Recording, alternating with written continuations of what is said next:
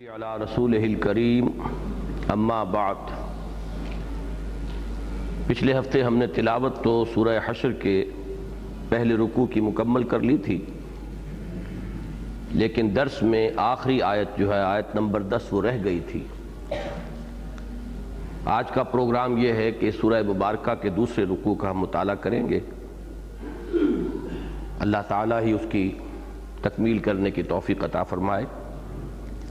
تو تلاوت میں کر رہا ہوں آیت نمبر 10 سے، یعنی پہلے رکوع کی آخری آیت کی تلاوت بھی دوبارہ کر رہا ہوں۔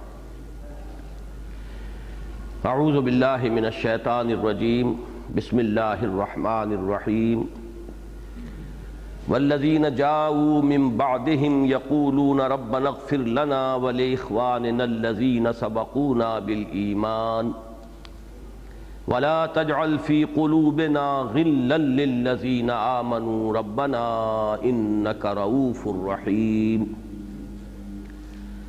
ألم تر إلى الذين نافقوا يقولون لإخوانهم الذين كفروا من أهل الكتاب لئن أخرجتم لنخرجن معكم ولا نطيع فيكم أحدا أبدا وإن قوتلتم لننصرنكم واللہ یشہد انہم لکاذبون۔ لئن اخرجوا لا یخرجون معہم ولئن قوتلوا لا ینصرونہم ولئن نصروہم لیولن الادبار ثم لا ینصرون لأنتم اشد رہبة فی صدورہم من اللہ ذالک بأنہم قوم لا یفقہون۔ لا يقاتلونكم جميعا إلا في قرى محصنة أو من وراء جدر بأسهم بينهم شديد تحسبهم جميعا وقلوبهم شتى ذلك بأنهم قوم لا يعقلون كمثل الذين من قبلهم قريبا ذاقوا وبال أمرهم ولهم عذاب أليم كمثل الشيطان إذ قال للإنسان اكفر فلما كفر قال إني بريء منك إني أخاف الله رب العالمين فكان عاقبتهما أنهما في النار خالدين فيها وذلك جزاء الظالمين۔ صدق الله العظيم۔ رب اشرح لي صدري ويسر لي امري واحلل عقدة من لساني يفقهوا قولي۔ اللهم ربنا الهمنا رشدنا واعذنا من شرور انفسنا۔ اللهم ارنا الحق حقا وارزقنا اتباعه وارنا الباطل باطلا وارزقنا اجتنابه آمین یا رب العالمین۔ پچھلا درس اصل میں 5 آیات پر مشتمل ہونا تھا، جن میں سے ایک آیت کا بیان رہ گیا تھا۔ مزید برآں ایک اور آیت کے ضمن میں بھی میں نے عرض کیا تھا کہ اس میں ایک اشکال ہے، اور اس کے ضمن میں میں بعد میں عرض کروں گا، لیکن یہ کہ اس کی بھی نوبت پچھلی مرتبہ نہیں آ سکی تھی اور وقت ختم ہو گیا تھا۔ ذہن میں یہ سلسلہ مضمون تازہ کر لیں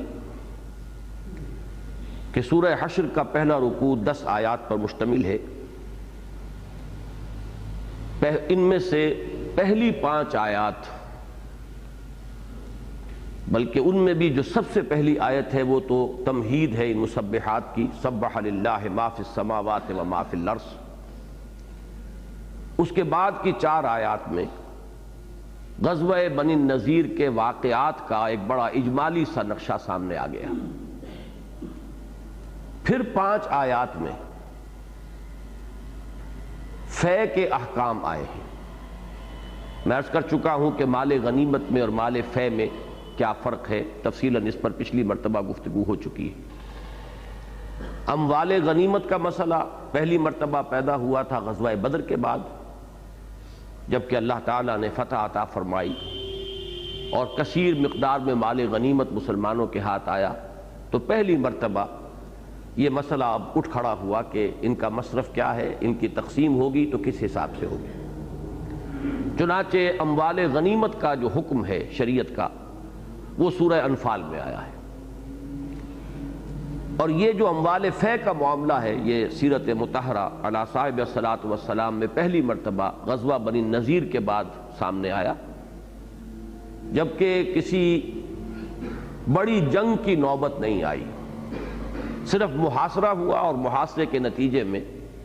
جیسا کہ ہم پڑھ چکے ہیں، اللہ تعالیٰ نے ایک ایسا رعب یہود کے دلوں میں ڈال دیا، یہود بنی نذیر کے، کہ وہ انہوں نے ہتھیار ڈال دیے اور اپنا معاملہ مسلمانوں کے سپرد کر دیا۔ تو چونکہ باضابطہ جنگ کی نوبت نہیں آئی، لیکن یہ کہ کثیر مقدار میں یہاں اموال جو ہیں وہ حاصل ہوئے مسلمانوں کو،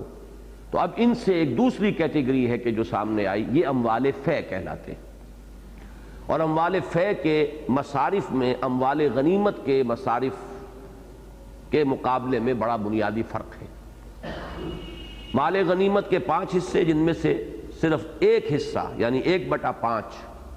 وہ اللہ اور اس کے رسول کے لیے معین کیا گیا تھا، باقی 4 حصے جنگ میں حصہ لینے والوں کے۔ ان میں بھی جیسا کہ میں نے آپ کو بتایا تھا، حضور صلی اللہ علیہ وسلم نے یہ ایک تقسیم کی کہ جو پیادہ لڑنے والے تھے ان کا حصہ اکیلا رکھا، اور جو سوار تھے ان کا حصہ دوہرا۔ اموال فے میں معاملہ اس کے برعکس یہ ہوا کہ یہ کل کا کل اللہ اور اس کے رسول کے لیے، مزید اس میں جو حصہ معین کیا گیا وہ مسلمانوں کے غرباء، محتاج، مساکین۔ تو یہ ایک بہت اہم حکم ہے جو یہاں دیا گیا، اور اسی آیت کے ضمن میں آپ کو یاد ہوگا کہ پچھلی جو یہ 5 آیات تھیں، پہلی آیت میں تو یوں سمجھیے کہ فے کی ڈیفینیشن آ گئی کہ فے کیا ہے۔ وما افاء اللہ علی رسولہ منہم فما اوجفتم علیہ من خیل ولا رکاب ولکن اللہ یسلط رسلہ علی من یشاء واللہ علی کل شیء قدیر۔ بغیر کسی باضابطہ جنگ کے اللہ تعالیٰ جو مال مسلمانوں کو عطا فرما دے وہ اموال فے شمار ہوں گے۔ اگلی آیت میں اب وہ فے کے میں کس کس کا حصہ ہے، تو پہلی آیت جو ہے اس کے بعد اس میں تو عمومی حکم آیا ہے، ما افاء اللہ علی رسولہ من اہل القری، اللہ تعالیٰ ان بستیوں والوں میں سے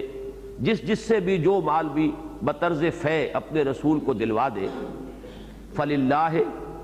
وہ اللہ کے لیے ہیں، وللرسول، اور رسول کے لیے ہیں صلی اللہ علیہ وسلم، ولذی القربی، اور رسول کے قرابت داروں کے لیے ہیں، اور پھر 3 حصے جیسا کہ میں نے عرض کیا، والیتامی والمساکین وابن السبیل، یتیم، مسکین اور مسافر۔ اس کے بعد اہم ترین آیات میں سے ہے وہ ٹکڑا جو اب میں تلاوت کر رہا ہوں۔ میں نے عرض کیا تھا کہ اسلام کا جو معاشی اور اقتصادی نظام ہے اس کے ہدف کو معین کرنے والے الفاظ یہ ہیں قرآن حکیم کے، کہ لا یکون دولۃ بین الاغنیاء منکم، ایسا نہیں ہونا چاہیے۔ حکمت تشریع یہ ہے، اللہ تعالیٰ جو چاہتا ہے وہ یہ ہے کہ ایسا نہیں ہونا چاہیے کہ دولت اور سرمایہ معاشرے کے جو صرف دولت مند لوگ ہیں، غنی لوگ ہیں، انہی کے مابین گردش میں رہے، یعنی یہ کہ اس کی گردش ہونی چاہیے پورے معاشرے میں، اس سے استفادہ ہونا چاہیے پورے معاشرے کو۔ تقسیم دولت کا کوئی ایسا غلط نظام نہ ہو کہ جس سے ارتکاز دولت ہو جائے کسی خاص طبقے میں، اور جس کے نتیجے میں ایک طبقہ جو ہے مستقل فقراء کا وجود میں آ جائے۔ یہ تقسیم اگر کسی معاشرے میں ہو رہی ہے تو کہیں نہ کہیں کوئی غلطی ہے، تقسیم دولت کے نظام میں کہیں نہ کہیں کوئی کجی آ گئی۔ کہ لا یکون دولۃ بین الاغنیاء منکم، یہ میں پچھلی مرتبہ وضاحت سے عرض کر چکا ہوں کہ یہ ہے ہدف، ٹارگٹ یہ ہے۔ اب اس کو کس کس طور سے اچیو کیا گیا ہے اسلام کے اقتصادی نظام میں، وہ پھر تفصیل طلب بات ہے، چند اشارات میں نے پچھلی مرتبہ کر دیے تھے۔ اس کے بعد ایک اور آیت، یہ بھی ہمارے دین کی جو روح ہے اس کے اعتبار سے بڑی اہمیت کی حامل ہے، یہ الفاظ وَمَا آتَاكُمُ الرَّسُولُ فَخُذُوهُ وَمَا نَهَاكُمْ عَنْهُ فَانْتَهُوا، جو بھی رسول تمہیں دے دیں صلی اللہ علیہ وسلم اسے لے لو، قبول کرو، بلکہ مضبوطی سے پکڑو، تھامو، اور جس چیز سے بھی وہ تمہیں روک دیں رک جاؤ۔ یہ صرف تقسیم اموال کے ضمن میں نہیں، مال غنیمت یا مال فے کے ضمن میں نہیں، اگرچہ یہاں تو اسی کانٹیکسٹ میں یہ الفاظ آ رہے ہیں، لیکن یہ ہے کہ یہ تو در حقیقت پورے دین کی سمجھیے کہ روح ہے کہ بمصطفیٰ برسا خیش را کے دین ہم اوست، اگر بہو نہ رسیدی تمام بولا بیست۔ واتقوا اللہ ان اللہ شدید العقاب، اتباع رسول کے ساتھ یقیناً جو دوسری بلکہ کہنا چاہیے کہ بنیادی جو دین کی روح ہے وہ اللہ کا تقوی ہے۔ اللہ کا تقوی اختیار کرو اور جان لو کہ اللہ تعالیٰ سزا میں بھی بہت سخت ہے، جہاں وہ غفور اور رحیم ہے اور تواب اور غفار اور ستار ہے، وہاں وہ شدید العقاب بھی۔ اب ان کے بعد 3 اور مصارف کا بیان آ رہا ہے، انہی اموال فے میں خصوصی حصہ۔ یہ جو 3 آیات ہیں ان کی تعبیر میں ایک اختلاف رائے ہے، اکثر مفسرین کا اس پر اجماع ہے کہ در حقیقت یہ جو للفقراء، یہ لام حرف جار جو یہاں آیا ہے، یہ بعد کی 2 آیات پر بھی داخل ہے، لیکن بعض حضرات نے جو الفاظ ہیں ظاہر بات ہے اس سے تو یہ بھی متبادر ہو سکتا ہے کہ بقیہ 2 آیات کا اس سے تعلق نہ ہو، وہ ایک کلام ہے، مستانف کلام ہے، علیحدہ کلام ہے، اس لیے کہ مبتدا و خبر کی ترکیب وہاں بھی مکمل بن جاتی ہے، لیکن یہ کہ زیادہ اجماع جو ہے وہ اسی پر ہے کہ یہ تینوں آیات اس لام، یہ لام استحقاق،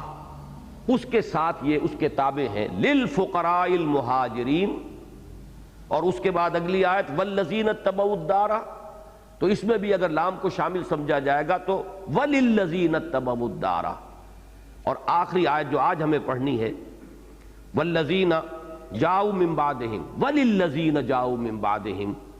اس رائے کے روح سے پھر فیصلہ یہ ہوگا کہ اموال فے میں وہ 6 جو اس کے حقدار معین کیے گئے ہیں اس آیت میں وہ تو ہے مستقل، مزید ان 3 کا بھی حصہ اس میں شامل ہے، اور اس سے گویا کہ قیامت تک آنے والے مسلمانوں کو اس میں شامل کر لیا گیا ہے۔ اس تعبیر سے بہت اہم نتیجہ نکلتا ہے، اور در حقیقت اسی کی بنیاد پر حضرت عمر نے اپنا وہ تاریخی اجتہاد جو ہے وہ کیا تھا رضی اللہ تعالی عنہ، کہ جب بڑے پیمانے پر فتوحات ہوئی ہیں ان کے دور خلافت میں، اور بڑے بڑے ملک جو ہیں دارالاسلام میں داخل ہو گئے، عراق فتح ہو گیا، ایران فتح ہو گیا، تو اب ایک بہت بڑا مسئلہ اٹھ کھڑا ہوا کہ انہیں مال غنیمت پر قیاس کریں یا اموال فے پر قیاس کریں۔ اگر مال غنیمت قرار دیتے ہیں تو اس کا تو مطلب یہ ہے کہ جتنے بھی مسلمان تھے فوجی جنہوں نے جنگ میں حصہ لیا تھا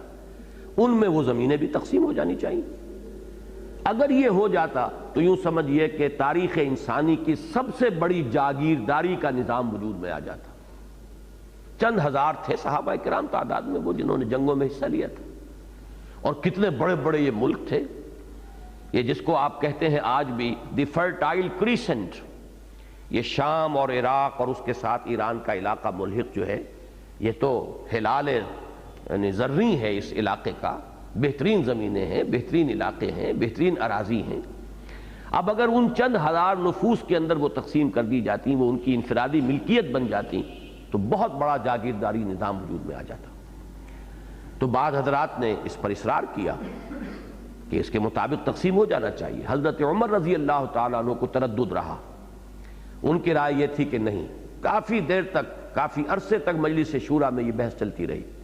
بالآخر انہی آیات کے حوالے سے حضرت عمر رضی اللہ تعالیٰ عنہ نے اپنی وہ بات پیش کی کہ جس پر پھر سب کا انشراح ہو گیا، اور اب یہ مجمع علیہ بات ہے، اس لیے کہ یہ بات ہمارے ہاں طے ہے، اہل حدیث حضرات کے ہاں یہ بات طے شد نہیں ہے، مسلم نہیں ہے، وہ خلفائے راشدین کے اجتہادات کو ابدی نہیں مانتے، ہمیشہ کا نہیں مانتے، وہ سمجھتے ہیں کہ یہ ان کے وقتی اجتہادات تھے، ان کو سمجھا جائے گا جیسے ایگزیکٹو آرڈرز ہوتے ہیں کسی حکومت کے، وہ آئندہ کے لیے حجت نہیں بنیں گے۔ یہی وجہ اسی کی بنا پر وہ تراویح کے معاملے میں بھی ان کا اختلاف ہے، اور یہ 3 طلاقیں ایک مجلس میں آیا وہ مؤثر ہو کر طلاق مغلظ بن جاتی ہیں یا نہیں بن جاتی، اس پر بھی انہیں اختلاف ہے۔ تو اس میں بنیادی بات یہی آتی ہے کہ باقی سب کا اس پر اجماع ہے، چاروں جو مسلک ہیں اہل سنت کے، حنفی، شافعی، مالکی، حنبلی، کہ حضرت عمر رضی اللہ تعالیٰ عنہ یا دوسرے کسی خلیفہ راشد کا اجتہاد اس دور میں جو ہوا ہے اور جس کو قبول کر لیا گیا. بعض چیزیں ایسی تھی حضرت عمر نے کوئی رائے دی یا حکم صادر کیا، بعد میں انہوں نے واپس لے لیا لوگوں کے اختلاف کے اظہار پر. جیسے آپ نے مہر کے بارے میں طے کیا، ایک سیلنگ مقرر کر دی کہ اس سے زیادہ مہر نہیں رکھا جائے گا، لیکن ایک خاتون نے ان سے اس پر مجادلہ کیا. کیونکہ اس سے پہلی صورت ہماری سورہ مجادلہ تھی، اس لیے یہ لفظ میری زبان پر آ گیا. انہوں نے مجادلہ کیا کہ آپ کو کیا حق پہنچتا ہے کہ ہمارے اس حق پر تحدید قائم کریں جس پر نہ اللہ نے کوئی حد لگائی اور نہ کوئی عائد کی ہے کوئی پابندی، نہ اس کے رسول نے. تو حضرت عمر نے اپنا وہ حکم واپس لے لیا. لیکن حضرت عمر ہوں یا حضرت ابو بکر صدیق یا حضرت عثمان، ان میں سے کسی کا وہ اجتہاد کہ جو قبول ہو گیا، گویا کہ اس پر اجماع ہو گیا. اور اجماع تو اصل میں اگر کوئی امکان اس کا ہے تو اسی دور کا اجماع تھا، اس لیے کہ اس وقت تک عالم اسلام ایک وحدت تھی، کہیں ابھی تفرقہ نہیں تھا، ایک سے زیادہ ملک نہیں تھے. آپ کو معلوم ہے کہ بنی امیہ کے دور تک بھی جا کر یہ بات قائم رہی ہے،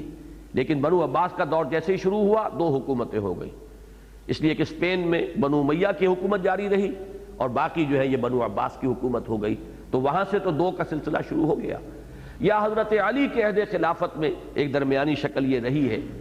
کہ یکجا نہیں ہو سکا نظام حکومت جو ہے، لیکن یہ کہ یہ جو اصحاب ثلاثہ ہیں ہمارے رضی اللہ تعالیٰ عنہم اجمعین، حضرت ابو بکر، حضرت عمر، حضرت عثمان، ان کے زمانے میں عالم اسلام سیاسی انتظامی اعتبار سے بھی ایک وحدت تھا اور کوئی فرقہ بھی نہیں تھا. اس اعتبار سے اس وقت جو اجماع ہو گیا تو وہ تو گویا کہ ایک ایسا اجماع ہے کہ جس کے اجماع ہونے میں کسی شک و شبے کی گنجائش ہی نہیں ہو سکتی. اس پہلو سے حضرت عمر رضی اللہ تعالیٰ عنہ کا وہ اجتہاد جو ہے وہ اب ہمیشہ ہمیش کے لیے ہے کہ اب اس کے بعد جو اصول بنا وہ میں آپ سے عرض کر دوں، اس لیے کہ بات لمبی ہے، کہ مال غنیمت کا اطلاق اس کے بعد ہوا ہے صرف میدان جنگ میں حاصل ہونے والے اموال منقولہ پر، وہ کہ جو موویبل کوئی اشیاء ہوتی ہیں ان پر، اور وہ بھی میدان جنگ میں. یہ نہیں کہ اس کے بعد فرض کیجئے کہیں فتح ہو گئی ہے، اس کے بعد کسی بستی میں داخل ہوئے تو بستی جو ہے اب وہ سارا مال و اسباب وہاں کا اور وہاں کی ساری عورتیں جو ہے وہ کنیزیں بن جائیں گی. نہیں، جو میدان جنگ میں آئے ہیں لوگ وہ گرفتار ہوں گے تو غلام شمار ہوں گے، اور وہ ان میں اگر کوئی عورتیں ہیں وہ بانیاں شمار ہوں گی، اور جو مال منقولہ ہے موویبل پراپرٹی ہے وہ وہاں پر مال غنیمت شمار ہوگا. باقی اس کے بعد جو کچھ ملتا ہے یا یہ کہ بغیر جنگ کے کوئی صلح کے ذریعے سے جو چیزیں مل جاتی ہیں وہ تمام کے تمام اموال فے ہیں. اور اموال فے اب یوں کہیے جدید اصطلاح میں کہ وہ گویا کہ پوری ملت اسلامیہ کی ملکیت ہے، کسی فرد واحد کی ملکیت نہیں. لہذا طے یہی ہوا کہ ان تمام زمینوں پر جو پہلے سے کاشتکار تھے، وہ چاہے عراقی ہوں، مجوسی ہوں، ایرانی ہوں، کوئی شامی ہوں، وہ کام کرتے رہیں گے. وہ ایک طرح کی موروثی مزارعت قائم ہوئی، لیکن یہ مزارعت انڈیویجولز کے ساتھ نہیں تھی، افراد کے ساتھ نہیں تھی، ریاست کے ساتھ تھی. زمینوں کے اوپر خراج اور افراد کے اوپر جزیہ، یہ سب جائے گا بیت المال میں، اور بیت المال سے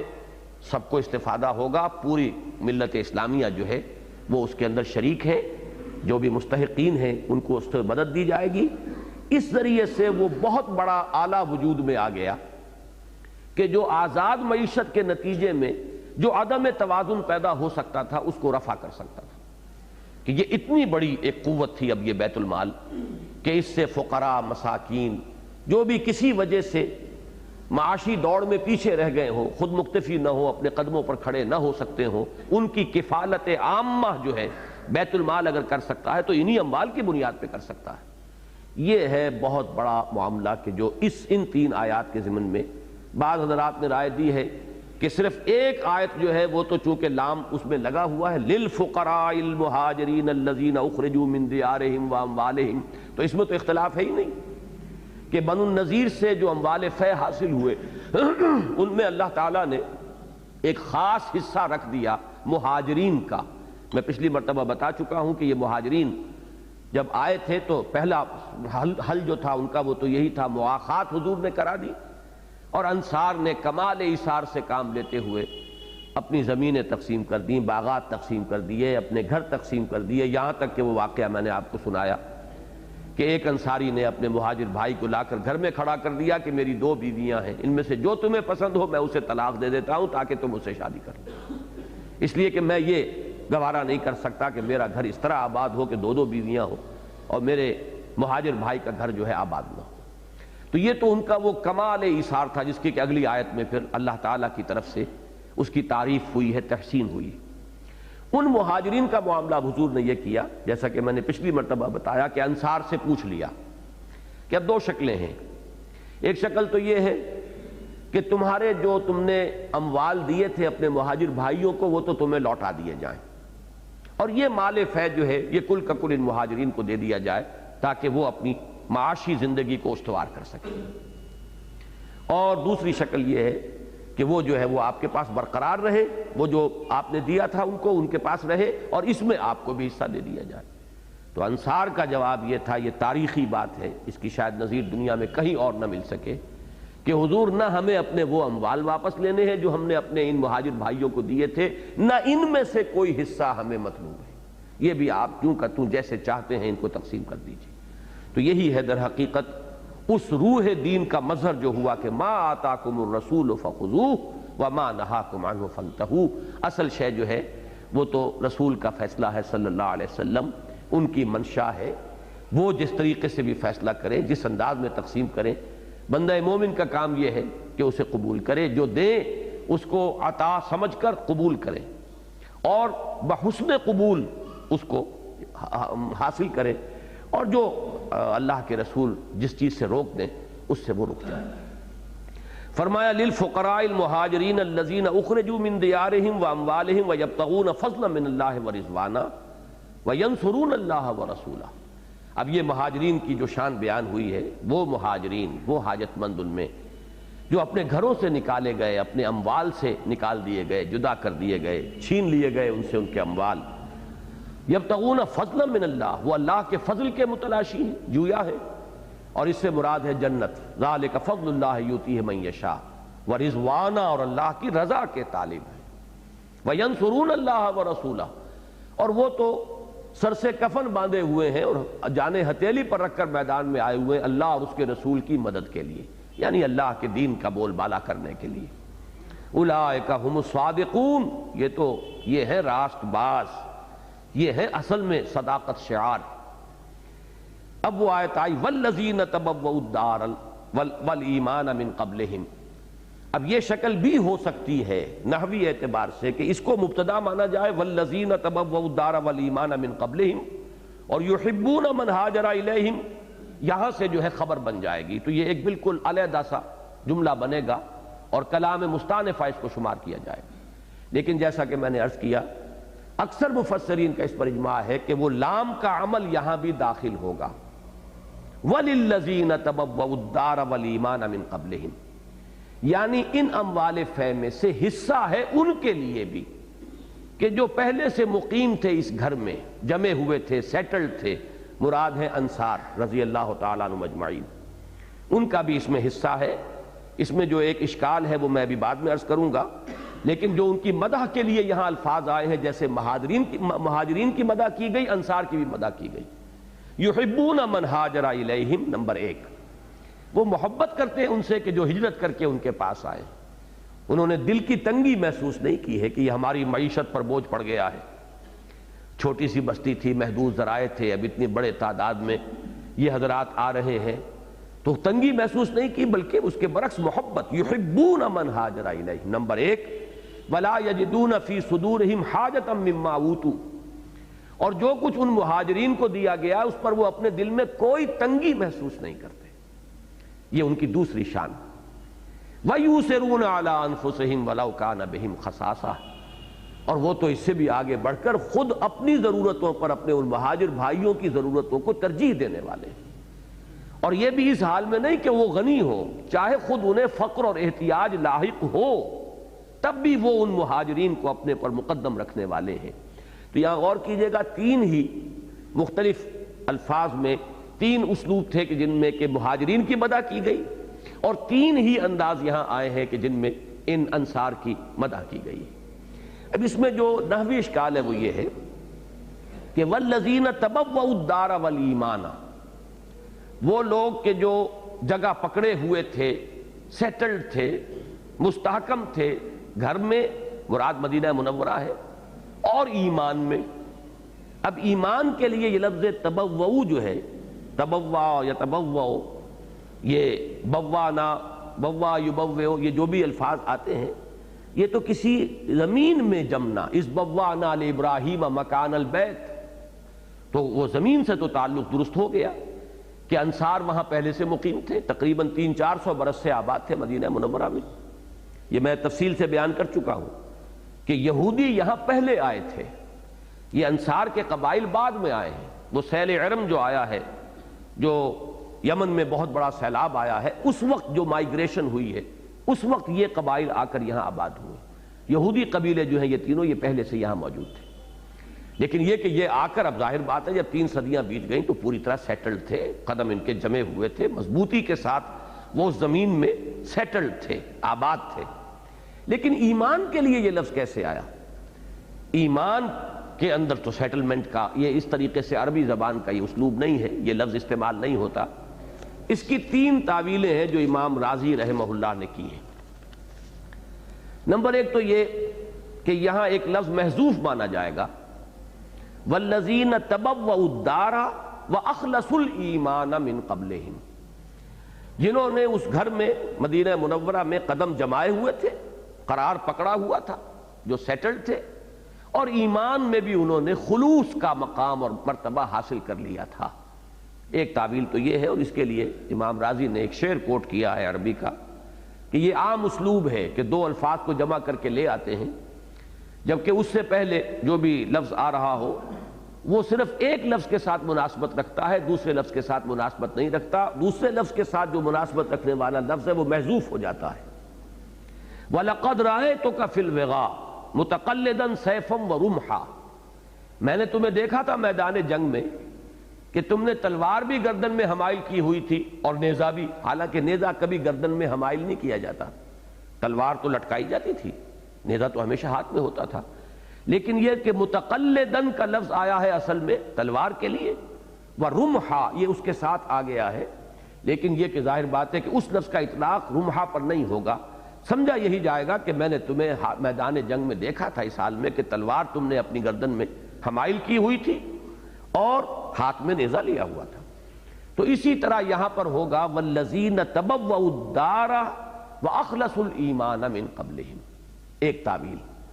دوسری تعویل بڑی پیاری ہے، میں اسی کے لیے اس تفصیل کو بیان کر رہا ہوں کہ امام رازی فرماتے ہیں کہ یہ بھی صحیح ہے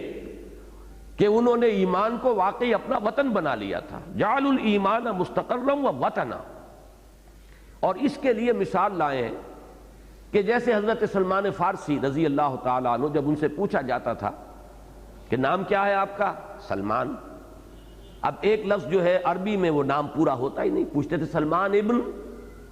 بھئی سلمان کس کے بیٹے سلمان؟ تو وہ فرمایا کرتے تھے سلمان ابن اسلام۔ تو جیسے ولدیت اسلام ہو سکتی ہے ایسے ہی وطن بھی ایمان بن سکتا ہے، اور یہ بات وہ ہے جو اقبال کے اس نظم میں مشہور نظم جو ہے وطنیت، اسلام تیرا دیس ہے تو مصطفوی ہے، تمہارا تو وطن ہی اسلام ہے، ایمان ہے، دین ہے۔ تو اس معنی میں تبوؤ کا اطلاق بھی امام رازی فرماتے ہیں کہ اس لفظ، اس فعل کا اطلاق بھی ایمان پر درست ہے، غلط نہیں ہے۔ اور تیسری تعبیر انہوں نے کی ہے کہ یہ واو تفسیری ہے، اور یہاں ایمان سے مراد ہے مدینہ منورہ جو امن کی جگہ ہے، اہل ایمان، سراپا ایمان یا امن کی جگہ، کہ جس میں کہ اب مہاجرین کے لیے وہ امن کی ایک جگہ اور مستقر بن گیا ہے۔ تو گویا کہ دار والایمان یہ دونوں کے دونوں مدینہ منورہ کے لیے، اور یہاں درمیان میں واو جو ہے واو عطف نہیں بلکہ واو تفسیری ہے۔ اس میں ایک اور بھی اشکال ہے کہ من قبلہم، ظاہر بات ہے کہ انصار ایمان لانے میں تو مؤخر ہیں مہاجرین پر، متقدم تو نہیں ہے۔ پہلے تو ایمان لائے ہیں مہاجرین، انصار تک تو ایمان کی دعوت پہنچی ہے کم و بیش 10 برس بعد، سن 10 نبوی کے بعد 11 نبوی میں، یعنی وحی کے آغاز کے 11ویں سال جا کر 6 انصاری جو تھے مدینے کے 6 اشخاص وہ ایمان لائے ہیں حضور پر۔ اور وہ ایک عقبہ ایک گھاٹی ہے منا کی، حج کے موسم میں وہاں ملاقات ہوئی، وہ ایمان لے آئے۔ اگلے سال پھر وہ 12 تھے، اس سے اگلے سال جب آئے ہیں تو وہ 72 تھے، 72 مرد 3 عورتیں، اور پھر وہ بیعت عقبہ ثانیہ ہوئی، اور اس کے بعد حضور صلی اللہ علیہ وسلم اور مسلمانوں کے لیے ہجرت کا دروازہ کھل گیا مدینے کی طرف۔ تو ظاہر بات ہے کہ جو لوگ حضرت ابوبکر صدیق تو ایمان میں 10 برس تو متقدم ہو گئے نا، تو یہاں تو آیا ہے کہ والذین تبوؤا الدار والایمان من قبلہم، تو یہاں امام راضی کا کہنا یہ ہے کہ من قبل ہجرتہم، یہاں ہجرت کے لفظ کو محذوف ماننا پڑے گا کہ ان کی ہجرت سے پہلے، ان کے یہاں آمد سے پہلے وہ حضرات انصار میں سے جنہوں نے یہاں قدم جمائے ہوئے تھے، جو گویا کہ آغوش وا کیے ہوئے منتظر تھے اہل ایمان میں سے جو مہاجرین آ رہے تھے ان کی، اور ان کے لیے ان کی کیفیت یہ تھی کہ یحبون من ہاجر الیہم ولا یجدون فی صدورہم حاجۃ مما اوتوا ویؤثرون علی انفسہم ولو کان بہم خصاصہ ومن یوق شح نفسہ فاولئک ھم المفلحون۔ اب آخری آیت والذین جاؤوا من بعدہم، یہاں بھی وہ دونوں ہی امکانات تو موجود ہیں۔ نحو کے قواعد کی روح سے یہ بھی ایک علیحدہ جملہ ہو سکتا ہے، کلام سابق کے ساتھ اس کا کوئی تعلق نہ ہو۔ والذین جاؤوا من بعدہم یہ مبتدا ہوگی، یقولون ربنا اغفر لنا ولاخواننا الذین سبقونا بالایمان، یہ اس کی خبر بن جائے گی، جملہ بن جائے گا۔ لیکن جیسا کہ میں نے عرض کیا، پھر دہرا رہا ہوں کہ اکثر مفسرین کا اس پر اجماع ہے، اور اس کی اس لیے اہمیت بہت زیادہ ہے کہ اسی آیت کا حوالہ دیا تھا حضرت عمر فاروق نے اپنے اس اہم ترین اجتہاد پر، جس پر رد و قضا ہوتی رہی، اختلاف رائے رہا، لیکن پھر جب سب حضرات کا دل کھلا ہے اور انشراح سب کو ہوا، صحابہ کو جو بھی اصحاب شورا تھے، وہ اسی آیت کے حوالے سے ہوا، اور اس کی روح سے یہ لازم آتا ہے کہ اسی لام حرف جار جو ہے،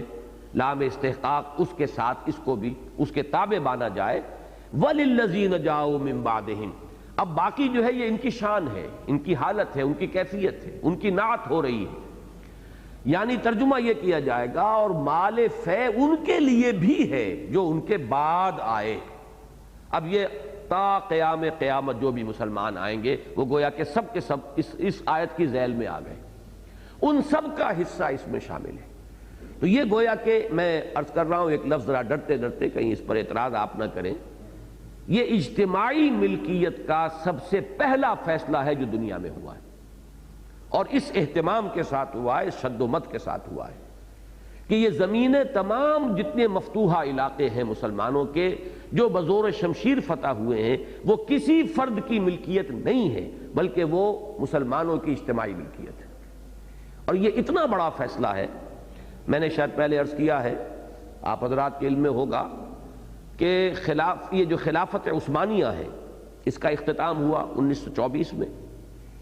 اس وقت تک یہ تمام علاقے شام اور عراق وغیرہ آپ کو معلوم ہے کہ خلافت عثمانیہ کے تحت تھے، سارا شمالی افریقہ، یہ آپ مصر اور لیبیا اور چلتے چلے جائیے موروکو، یہ سارا شمالی افریقہ، اور جس کو آج آپ مڈل ایسٹ کہتے ہیں،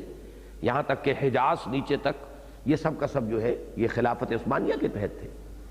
اور اس وقت تک بھی بندوبست اراضی یہی تھا کہ تمام اراضی ملکیت تھی بیت المال کی، اور جو بھی وہاں کام کرتے تھے وہ ریاست کے مزارع تھے، ان میں سے کسی کا کوئی تصور جو ہے ملکیت کا موجود نہیں تھا۔ حضرت عمر رضی اللہ تعالیٰ عنہ نے تو بعض حضرات کی سرزنش بھی کی اور ان سے وہ چیزیں واپس لے لی۔ کچھ لوگوں نے مثلاً ایران میں یا کسی اور جگہ کچھ زمینیں خرید لی مسلمانوں نے، تو حضرت عمر نے فرمایا تمہارے پاس کیسے آ گئی زمین یہ؟ کہ میں نے خرید لی ہے فلاں سے، کہ ان کی ہے ہی نہیں، وہ کیسے بیچ سکتے ہیں؟ وہ تو وہاں پر موروثی مزارع کی حیثیت سے ہیں۔ اب جو بھی وہاں پر ایرانی تھے یا جو بھی تھے، چاہے وہ اسلام لے آئے چاہے اسلام نہیں لائے، اس میں کوئی فرق نہیں، جبکہ وہ فتح ہوا ہے ملک بزور شمشیر۔ اگر تو خود ایمان لے آئے، جیسے مدینہ منورہ کے لوگ تھے، مدینہ کو حضور نے فتح نہیں کیا، مدینہ تو خود حضور کو لے کر آیا ہے، چل کر استقبال کیا ہے اس نے، وہاں انفرادی ملکیت قائم رہی ہے۔ لیکن جو علاقہ بھی بزور شمشیر فتح ہوا ہے، اس کی زمینیں ہمیشہ ہمیش کے لیے تا قیام قیامت یہ خراجی زمینیں ہیں، یہ عشری زمینیں نہیں ہیں۔ عشری زمین وہ ہوتی ہے جو کسی کی ملکیت ہو، یہ ملکیت ہے ہی نہیں، یہ تو بیت المال کی ملکیت ہے۔ کام کرنے والے اس پر گویا کہ مضارع آپ کہنا چاہیں انہیں تو مضارع کہیں، عامل کہنا چاہیں عامل کہیں، وہ ریاست کی طرف سے وہاں کام کر رہے ہیں، ان پر خراج لگے گا، وہ بیت المال میں جائے گا، اور وہ جو بیت المال میں جمع ہوگا وہ پوری ملت اسلامیہ کی بہبود کے لیے استعمال ہوگا، اور یہ ہے وہ سب سے بڑا انسٹرومنٹ جس سے کہ وہ ہدف جو ہے وہ اچیو ہوتا ہے کہ لا یکون دولۃ بین الاغنیاء منکم۔ یہ بہت بڑا انقلابی معاملہ ہے جو ہمارے ذہنوں سے بالکل اوجھل ہو چکا ہے۔ جب سے یہ ملوکیت اور جاگیرداری کے نظام آئے ہیں، بہت سے حصے شریعت کے جو ہیں وہ اس طرح بند کر کے رکھ دیے گئے ہیں کہ ان کی طرف رجوع نہیں ہے، توجہ نہیں ہے، اس پر غور بھی نہیں ہوتا، انہیں بیان بھی نہیں کیا جاتا۔ تو یہ مسئلہ میں نے اس لیے زیادہ تفصیل کے ساتھ آج بیان کیا کہ اس آیت کے بارے میں یہ سمجھ لیجئے کہ یہاں بھی اسی لام حرف جار جو ہے لام اس کا اطلاق ہو رہا ہے، اور یہ ان کے لیے بھی ہیں کہ جو آئے بعد میں، اب ان کی بھی مدح ہو رہی ہے، ان کی شان کیا تھی۔ ایک تو دنیا میں ایسا بھی ہوتا ہے کہ بعد میں آنے والے پہلوں پر لعنتیں کرتے ہیں، چنانچہ جہنمیوں کے بارے میں قرآن مجید میں یہ ذہن میں نہیں ہے کس مقام پر یہ ذکر ہے، لیکن یہ کہ بہت ہی وضاحت کے ساتھ ہے کہ جب بھی کوئی ایک نئی نسل یا نیا گروہ جہنم میں داخل ہوگا، نئی جماعت، لعنت اختہا، کلما دخلت امت لعنت اختہا، تو وہ لعنت کریں گے پہلوں پر، یا پہلے دوسروں پر لعنت کریں گے۔ تو یہ ایک تو ملعنہ ہے، باہمی ملعنہ، ایک دوسرے پر لعنت کرنا۔ اسلامی روایت یہ ہے کہ اسلاف کے بارے میں جو کیفیت ہونی چاہیے وہ ہے جو اس آیہ مبارکہ میں آ رہی ہے، والذین جاؤوا من بعدہم یقولون ربنا اغفر لنا ولاخواننا الذین سبقونا بالایمان۔ وہ کہتے ہیں کہ اے رب ہمارے بخش دے ہمیں بھی اور ہمارے ان بھائیوں کو بھی جنہوں نے ہم پر سبقت کی ایمان میں، جو ہم سے آگے آئے، ایمان کو پہلے قبول کیا، جو ہم سے آگے گزر گئے۔ یہ اسلاف کے بارے میں ایک عمومی تلقین دی جا رہی ہے بطرز خبر کہ یہ ان کا قول ہے، اور اس میں تشویق اور ترغیب کا پہلو ہے۔ بسا اوقات خبر کے ذریعے سے جو امر ہوتا ہے وہ زیادہ ایک مؤکد ہو جاتا ہے، بات کو حکم دینے کی بجائے ایک کیفیت ایسی بیان کی جائے جیسے کہ جملہ خبریہ ہے، کسی حال کا بیان ہو رہا ہے، لیکن اس میں جو تحسین کا پہلو ہے، اس کی جو تائید اور توثیق ہے، اس میں در حقیقت ایک ہدایت مضمر ہوتی ہے آنے والوں کے لیے کہ تمہاری یہ کیفیت ہونی چاہیے کہ اسلاف کے بارے میں، خاص طور پر صحابہ کرام کا معاملہ بہت بڑی محرومی اور بہت بڑی بد نصیبی ہے کسی مسلمان کی کہ صحابہ کرام کے بارے میں اس کے دل میں کوئی کدورت ہو، کسی طرح کی بھی کوئی نفرت کا معاملہ، کوئی بغض ان کے دلوں میں ہو۔ یہ بات جو ہے یہ بہت بڑی بد نصیبی اور بہت بڑی محرومی، بلکہ یہ کہ ربنا اغفر لنا ولاخواننا الذین سبقونا بالایمان ولا تجعل فی قلوبنا غلا للذین آمنوا، اور پروردگار ہمارے دلوں میں اہل ایمان میں سے کسی کے لیے کوئی کدورت، کوئی میل پیدا نہ کر دیجو۔ یہ غل کا لفظ سورہ ہجر میں بھی آیا ہے، وہاں بڑی پیاری کیفیت کا ذکر ہے، اور خاص طور پہ اس لیے ذکر کر رہا ہوں کہ حضرت علی کا اس آیت کے بارے میں ایک بڑا پیارا قول ہے۔ وہاں یہ نقشہ کھینچا گیا جب اہل جنت میں داخل ہوں گے، وَنَزَعْنَا مَا فِي قُلُوبِهِمْ یا صُدُورِهِمْ مَا فِي صُدُورِهِمْ مِنْ غِلٍّ إِخْوَانًا عَلَى سُرُرٍ مُتَقَابِلِينَ۔ ان جنتیوں کے دلوں میں ایک دوسرے سے اگر کچھ کدورت یا میل ہوگی تو وہ ہم نکال لیں گے اور دل صاف کر دیں گے۔ اب وہ جنت میں جب بیٹھے ہوں گے تو بالکل آمنے سامنے، رو در رو۔ ایک تو ہوتا ہے نا جب آپ کے دل میں کسی کی طرف سے میل ہو تو آپ چہرہ دوسری طرف کر لیتے ہیں، پیٹھ موڑ لیتے ہیں اس شخص کی طرف سے، you don't want to face ہم،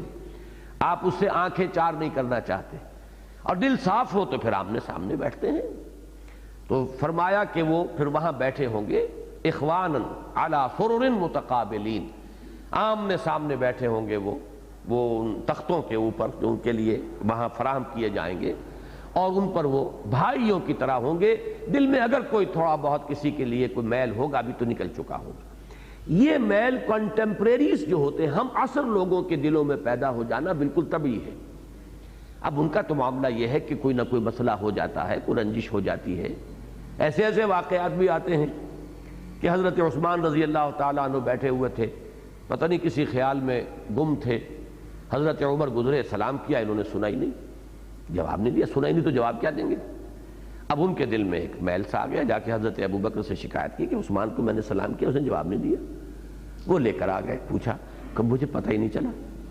اب اس قسم کے واقعات ہو سکتے ہیں، انسان ہے بربنائے طبع بشری، جو بھی لیمیٹیشنز ہیں، جو بھی تحدیدیں ہیں انسان کے ساتھ، ان کی بنا پر ہو جاتا ہے۔ اسی طرح وہ واقعہ آتا ہے کہ حضرت حفصہ بیوہ ہو گئیں، اب حضرت عمر رضی اللہ تعالیٰ عنہ انہیں تشویش ہے، میری بیٹی بیوہ ہو گئی ہے۔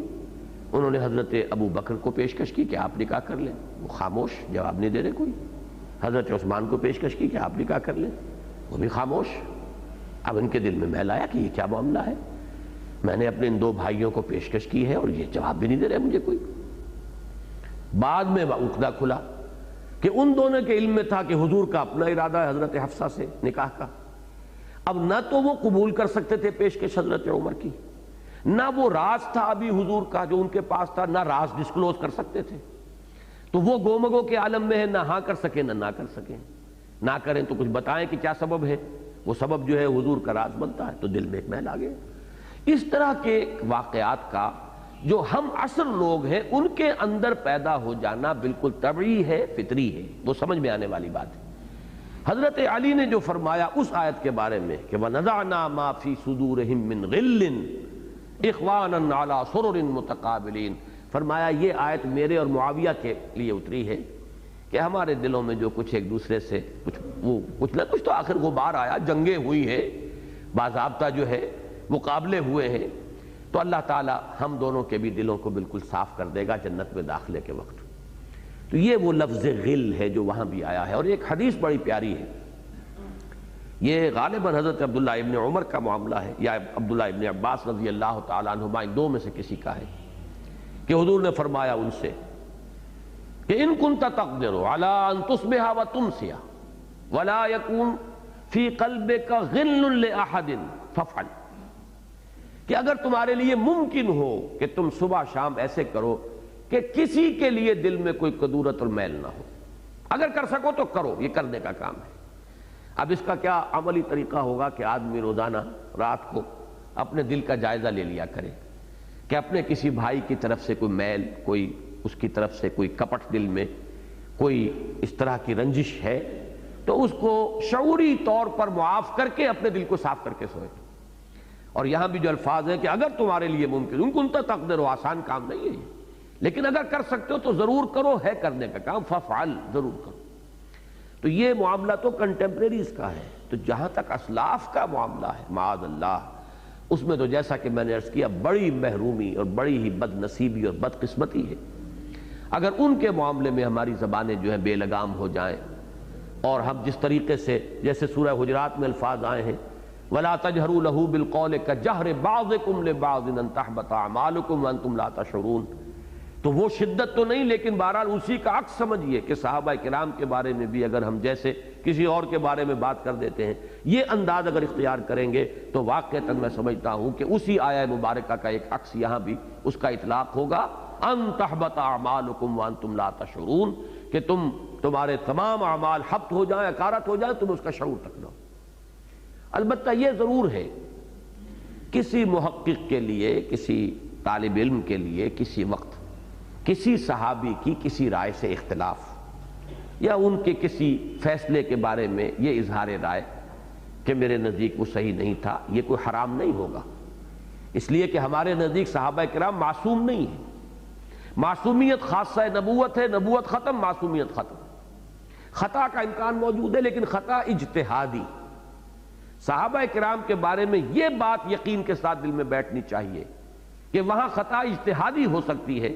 کسی بدنیتی کی وجہ سے نہیں ہو سکتی، اس لیے کہ اس کا جو ہے سارا ناوک نے تیرے سید نہ چھوڑا زمانے میں، اس کی زد پڑتی ہے محمد الرسول اللہ پر صلی اللہ علیہ وسلم، اس لیے کہ درخت تو پھل سے پہچانا جاتا ہے۔ اگر صحابہ کرام کا تزکیہ نفس نہیں ہوا تو ناکام کون ہے؟ وہ تو مزکی ناکام ہوئے، پھر معاذ اللہ ثم معاذ اللہ۔ ایک کلاس ہے وہ فیل ہو گئی پوری کی پوری، تو مورد الزام کون ہوگا؟ استاد ہوگا۔ اس لیے کہ کوئی ایک دو فیل ہو جائے تو ٹھیک ہے، لیکن یہ کہ پوری کی پوری کلاس صاف ہو جائے تو سارا الزام کس پر آئے گا؟ استاد پر آئے گا۔ تو اصل میں جو یہ معاملہ ہے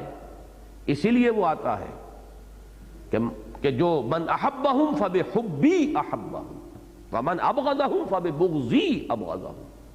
کہ میرے صحابہ کا معاملہ یا لا فی اصحابی لا تتخذوهم غرضا من بعدی،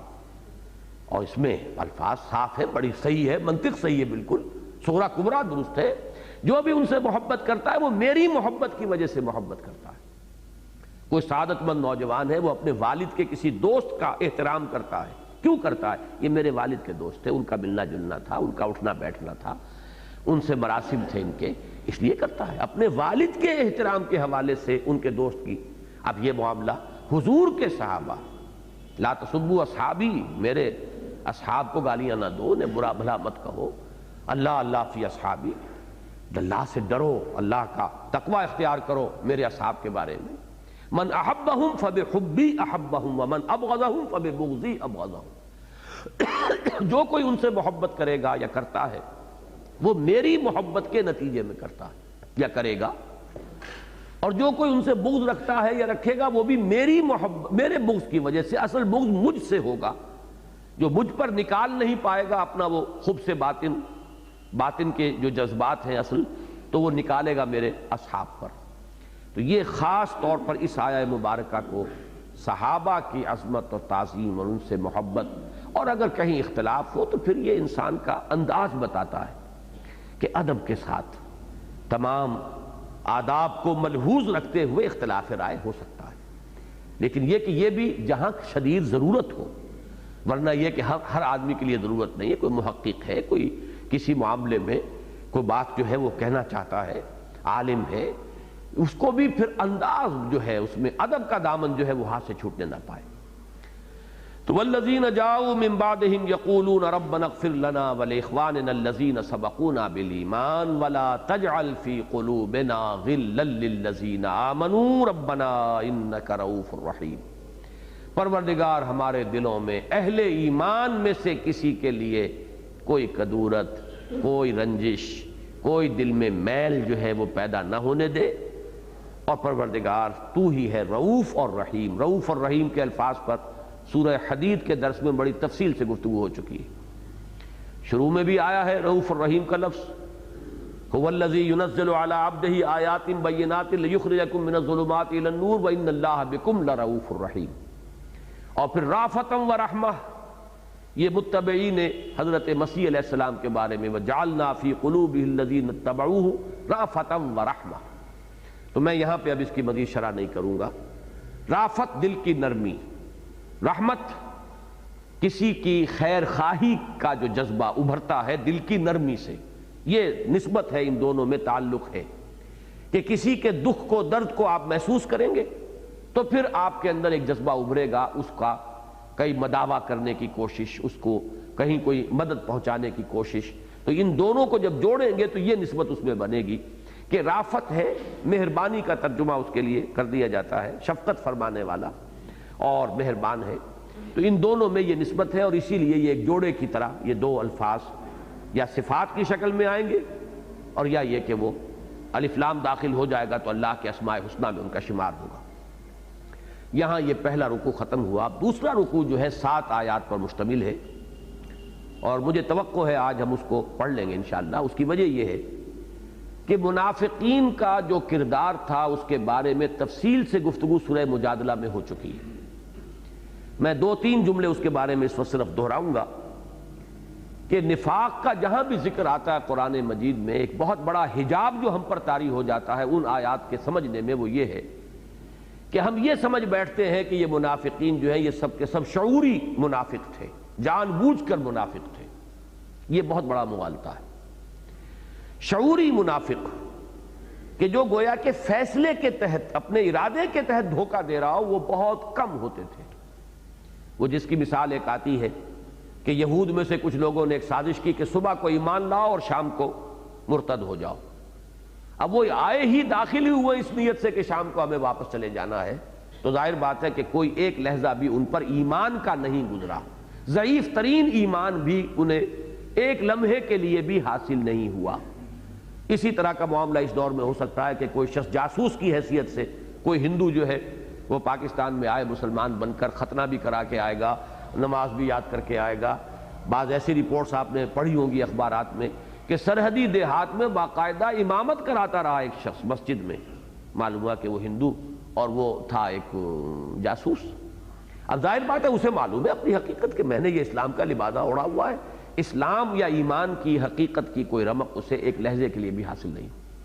یہ ہے مثالیں موجود، لیکن شاذ کے درجے میں۔ منافق جو تھے اصل، وہ در حقیقت کون تھے؟ یا تو یہ کہ لائے ایمان نیک نیتی سے، لیکن اب جو اس کے تقاضے سامنے آئے تو وہ ان کے اوپر گراں گزرے۔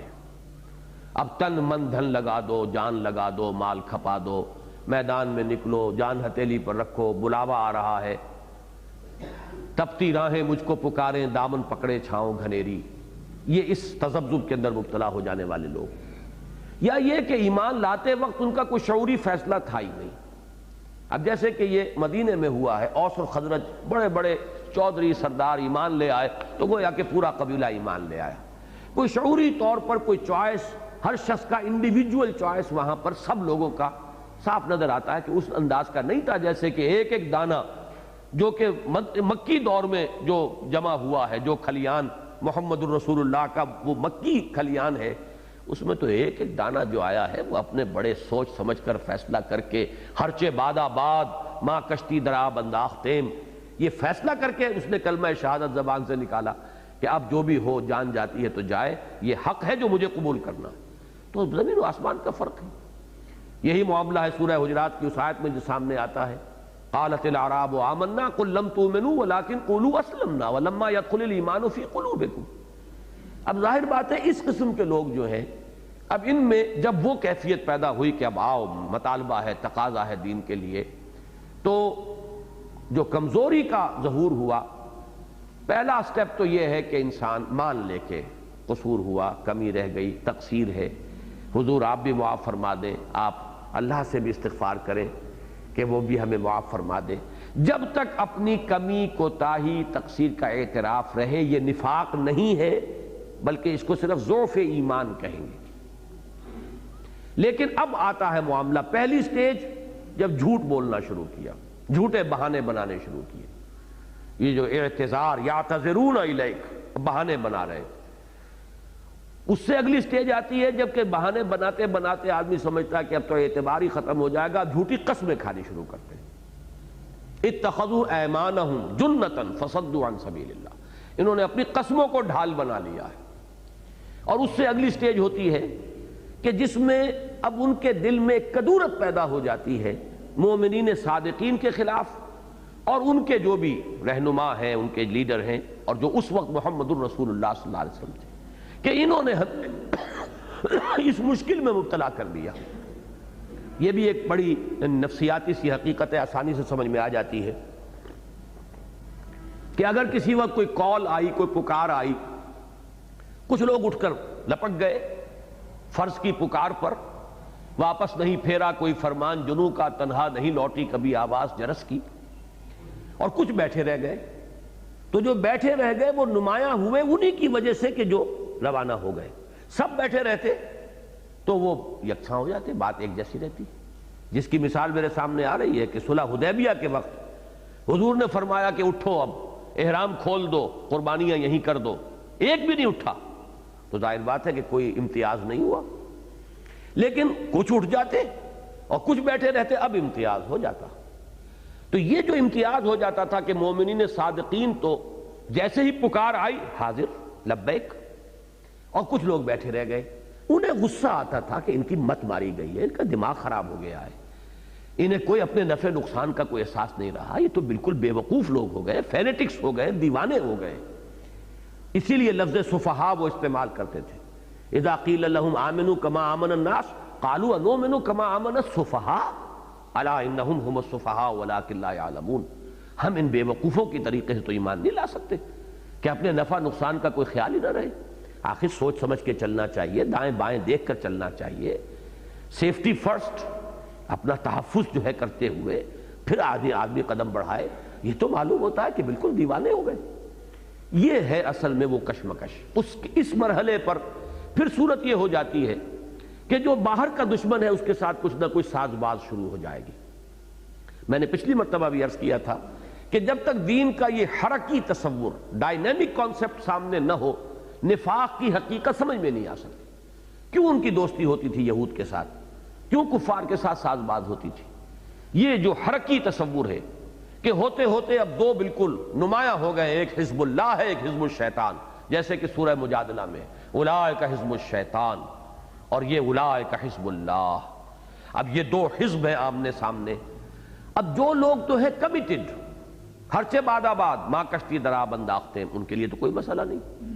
لیکن جو اس طرح کے متردد ہیں،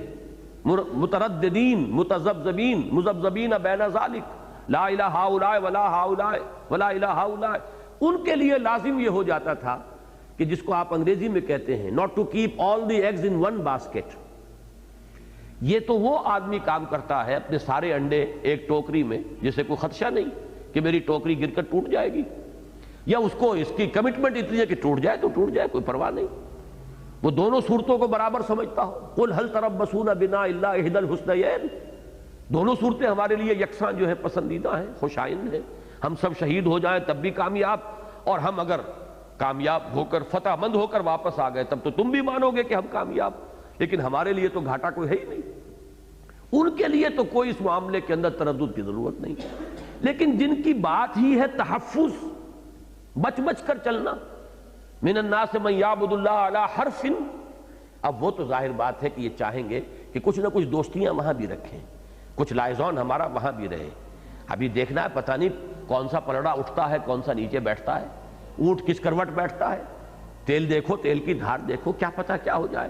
لہذا ان کے ساتھ بھی کچھ نہ کچھ اپنا لائزون برقرار رکھو، دوستی ہو، کچھ گڈ ول ہو۔ اگر انہیں فتح ہو جائے تب ہم کہیں گے ہم تمہارے ساتھ تھے، تمہارا ساتھ تعاون کرتے رہے، تمہیں مسلمانوں کی خبریں پہنچاتے رہے، ہم نے تو تمہارے ہر موقع پر مدد کی ہے، لہذا ہمیں ان مسلمانوں کے ساتھ شامل نہ سمجھو کہ جن پر تمہیں غلبہ حاصل ہو گیا ہے۔ اور مسلمانوں کو غلبہ حاصل ہو جائے تو بہرحال ہم نے کلمہ شہادت پڑھا ہوا ہے، محمد کے ساتھ ہمیں نمازیں تو پڑھتے ہی ہیں مسجد نبوی میں، اب عبداللہ ابن ابی جو ہے وہ تو صف اول میں کھڑے ہو کر نماز پڑھتا تھا، لہذا وہ دونوں طرف اپنا معاملہ جو ہے وہ برقرار رکھنا چاہتے تھے۔ یہ ہے اصل میں پس منظر۔ اس پس منظر کو سمجھیے تو اب یہ آیات بہت ہی آسان ہو جائیں گی، آیتیں ساتھ ہیں لیکن انشاءاللہ بڑی آسانی سے ہم انہیں پڑھ لیں۔ ان میں جو ہے فرق تعویل کا ایک ہے، اس کو سمجھ لیں، چونکہ یہاں انداز اس طور سے بیان ہو رہا ہے کہ جیسے یہ کہ مستقبل کے لیے کوئی بات کہی جا رہی ہے، لہذا بعض لوگوں نے یہ سمجھا ہے کہ غزوہ بنی نذیر کا تذکرہ تو ختم ہو چکا، اموال فے کے احکام جہاں ختم ہوئے وہاں غزوہ بنی نذیر کا ذکر ختم ہو چکا، اب یہ بنو قریظہ کے ساتھ ساز باز شروع ہوئی ہے، منافقین کی، عبداللہ ابن ابی کی۔ انہیں بنو قریظہ کو بھی اب تیسرا قبیلہ وہی رہ گیا تھا، میں نے پہلے دن آپ کے سامنے بیان کر دیا تھا، 3 قبیلے تھے۔ بنو قینقاع، ان کا معاملہ پہلے چک چکا غزوہ بدر کے متصلاً بعد، دوسرے یہ بنو النذیر، ان کا غزوہ احد کے بعد معاملہ ہوا جو کہ ہم اس وقت پڑھ رہے ہیں، اور تیسرے بنو قریظہ جن کا معاملہ ہوا ہے غزوہ بنی قریظہ غزوہ احزاب کے متصل اس کے ساتھ۔ تو یہ گویا کہ بعض حضرات کی رائے یہ ہے کہ یہ ذکر اب ہو رہا ہے کہ جب کہ یہ بنو نذیر تو اپنے حشر کو پہنچ چکے، انجام کو پہنچ چکے، اب جو منافقین تھے مدینے کے اندر، جو جن کا سردار عبداللہ ابن ابی تھا، اب اس نے ساز باز شروع کی بنو قریظہ کے ساتھ۔ تو گویا کہ یہ تمہیداً غزوہ بنی قریظہ کا ذکر ہے جو ہو رہا ہے اس مقام پر ان حضرات کے نزدیک، اس لیے کہ یہاں پہ صیغے مستقبل کے آ رہے ہیں۔ ایک رائے یہ ہے، لیکن دوسری رائے جس پر میرا زیادہ اطمینان ہے اور اسی پر زیادہ مفسرین کا بھی ہے، حافظ ابن کثیر نے بھی وہی نقطہ نظر لیا ہے، وہ یہ ہے کہ اصل میں ذکر ہے یہ غزوہ بنو النذیر ہی کا۔ فرق صرف یہ ہے کہ یہ آیات جو اب ہم پڑھ رہے ہیں یہ پہلے نازل ہوئی ہیں، اور جو آیات ہم پڑھ چکے ہیں 10 آیتیں پہلے رکوع کی، یہ بعد میں نازل ہوئی، لیکن یہ ترتیب قرآن مجید میں آپ کو دوسری جگہ بھی ملے گی۔ چنانچہ سورہ توبہ میں بھی ایسا ہے کہ 6 آیتیں شروع کی جو ہیں براۃ من اللہ ورسولہ، یہاں سے لے کر 6 آیتیں یہ بعد میں نازل ہوئی ہیں، اور فتح مکہ سے قبل آیات وہ نازل ہوئی ہیں کہ جو دوسرے اور تیسرے رکوع میں شامل ہیں سورہ توبہ کے، لیکن ترتیب جو ہے زمانی نہیں رکھی گئی وہاں پر، بلکہ یہ اسلوب ہے اکثر جگہوں پر ہمیں نظر آتا ہے کہ اہم مضمون کو پہلے لے آیا جاتا ہے، اور اس کے بعد جو ہے دوسرے مضمون کو لے آیا جاتا ہے. تو ترتیب زمانی نہیں رکھی جاتی، ترتیب اہمیت کے اعتبار سے رکھی جاتی ہے. تو یہ رائے ہے جس کے مطابق میں اس وقت ترجمہ بھی کروں گا اور اس کی تشریح بھی بیان کروں گا، اور وہ یہ ہے کہ یہ 7 آیات اس وقت نازل ہوئیں جبکہ حضور نے ابھی صرف الٹیمیٹم دیا تھا. بنو النذیر کو الٹیمیٹم دے دیا گیا کہ تم نے اس معاہدے کو توڑ ڈالا ہے جو تم نے مجھ سے کیا تھا جبکہ میں مدینے آیا تھا، جو معاہدہ ہوا تھا میثاق مدینہ. تم نے یہ کام کیے، وہ معاہدہ ختم ہو چکا ہے، اب تم یہاں سے فوراً نکل جاؤ، عافیت اس میں ہے. جب نوٹس دے دیا گیا پہلے انہوں نے یہی کہا کہ ٹھیک ہے جی ہم چلے جاتے ہیں. اب وہ اپنے سامان ومان سمیٹنے لگے. ادھر جو منافقین تھے انہیں اب اندیشہ ہوا کہ ہمارا ایک سہارا باہر تھا، تو اس کو اب اگر یہ یہاں سے چلے جاتے ہیں تو یہ ہماری جو حیثیت ہے مسلمانوں کے اندر کمزور ہو جائے گی. لہذا انہوں نے ساتھ بات شروع کی کہ نہیں مت نکلو. چنانچہ روایات میں ملتا ہے کہ اس نے عبداللہ ابن ابی نے پیغام بھیجا، میرے پاس 2000 آدمی ہیں، میں ان کی مدد کے ساتھ تمہارے پاس آؤں گا، ان کو مدد کے لیے تمہاری، اور بالکل تم نہ نکلو. اگر تم پر چڑھائی ہوئی تو ہم تمہارا ساتھ دیں گے، اور اگر تمہیں نکلنا ہی پڑا تو ہم بھی تمہارے ساتھ نکل جائیں گے مدینے سے. لہذا ڈٹے رہو اپنی جگہ پر، اور یہ جو دھمکی ہے محمد کی صلی اللہ علیہ وسلم اس سے زیادہ مرعوب نہ ہو. چنانچہ پھر وہ ڈٹ گئے. انہوں نے یہ بھی کہلوایا کہ بنو قریظہ بھی ہیں، وہ بھی مدد کریں گے، اور میرے تو بڑے تعلقات ہیں بنو غطفان کے ساتھ بھی ہیں جو قبائل نجد کی طرف آباد تھے مدینے کے مشرقی جانب، میں ان کو بھی بلوا لوں گا. لہذا اس میں تمہیں ڈرنے کی ضرورت نہیں ہے، جمے رہو، ڈٹے رہو، مقابلہ کرو. اس سہارے پر وہ ڈٹ گئے. پھر حضور نے محاصرہ کیا، اور محاصرے کے وقت پھر ان منافقین کی ہمت نہیں ہوئی کہ وہ آ سکے میدان میں، اس لیے کہ اصل شے تو ان کا تحفظ تھا، بزدلی تو تھی اصل بیماری. اگر یہ نہ ہوتی تو وہ ایمان سیدھا ایمان جو ہے، جو اتنی بڑی یعنی سنہری جو انہیں موقع ملا تھا ایمان کا اور صحبت نبوی سے فیضیاب ہونے کا، اگر وہ بزدلی نہ ہوتی، اور جس کو مال اور دولت اور جان اور یہ چیزیں دنیا کی جو ہے اگر زیادہ محبوب نہ ہوتی تو وہ کاہے کو ایمان کا راستہ چھوڑتے. تو سارا چھوڑا تو اس لیے. لہذا جب بھی وقت آیا ہے تو پھر وہ اس وقت طرح دے گئے، پھر مقابلے میں نہیں آئے، سامنے نہیں آئے. تو یہاں در حقیقت منافقین مدینہ جو زیر سرکردگی تھے عبداللہ ابن ابی کے، اور جو یہود تھے مدینے کے، ان کے درمیان جو گٹھ جوڑ تھا، جس کا ایک بیان بڑی تفصیل سے سورہ مجادلہ میں آ چکا ہے، اسی کا ایک نقشہ ہے جو ان آیات میں آ رہا ہے. اب پڑھیے.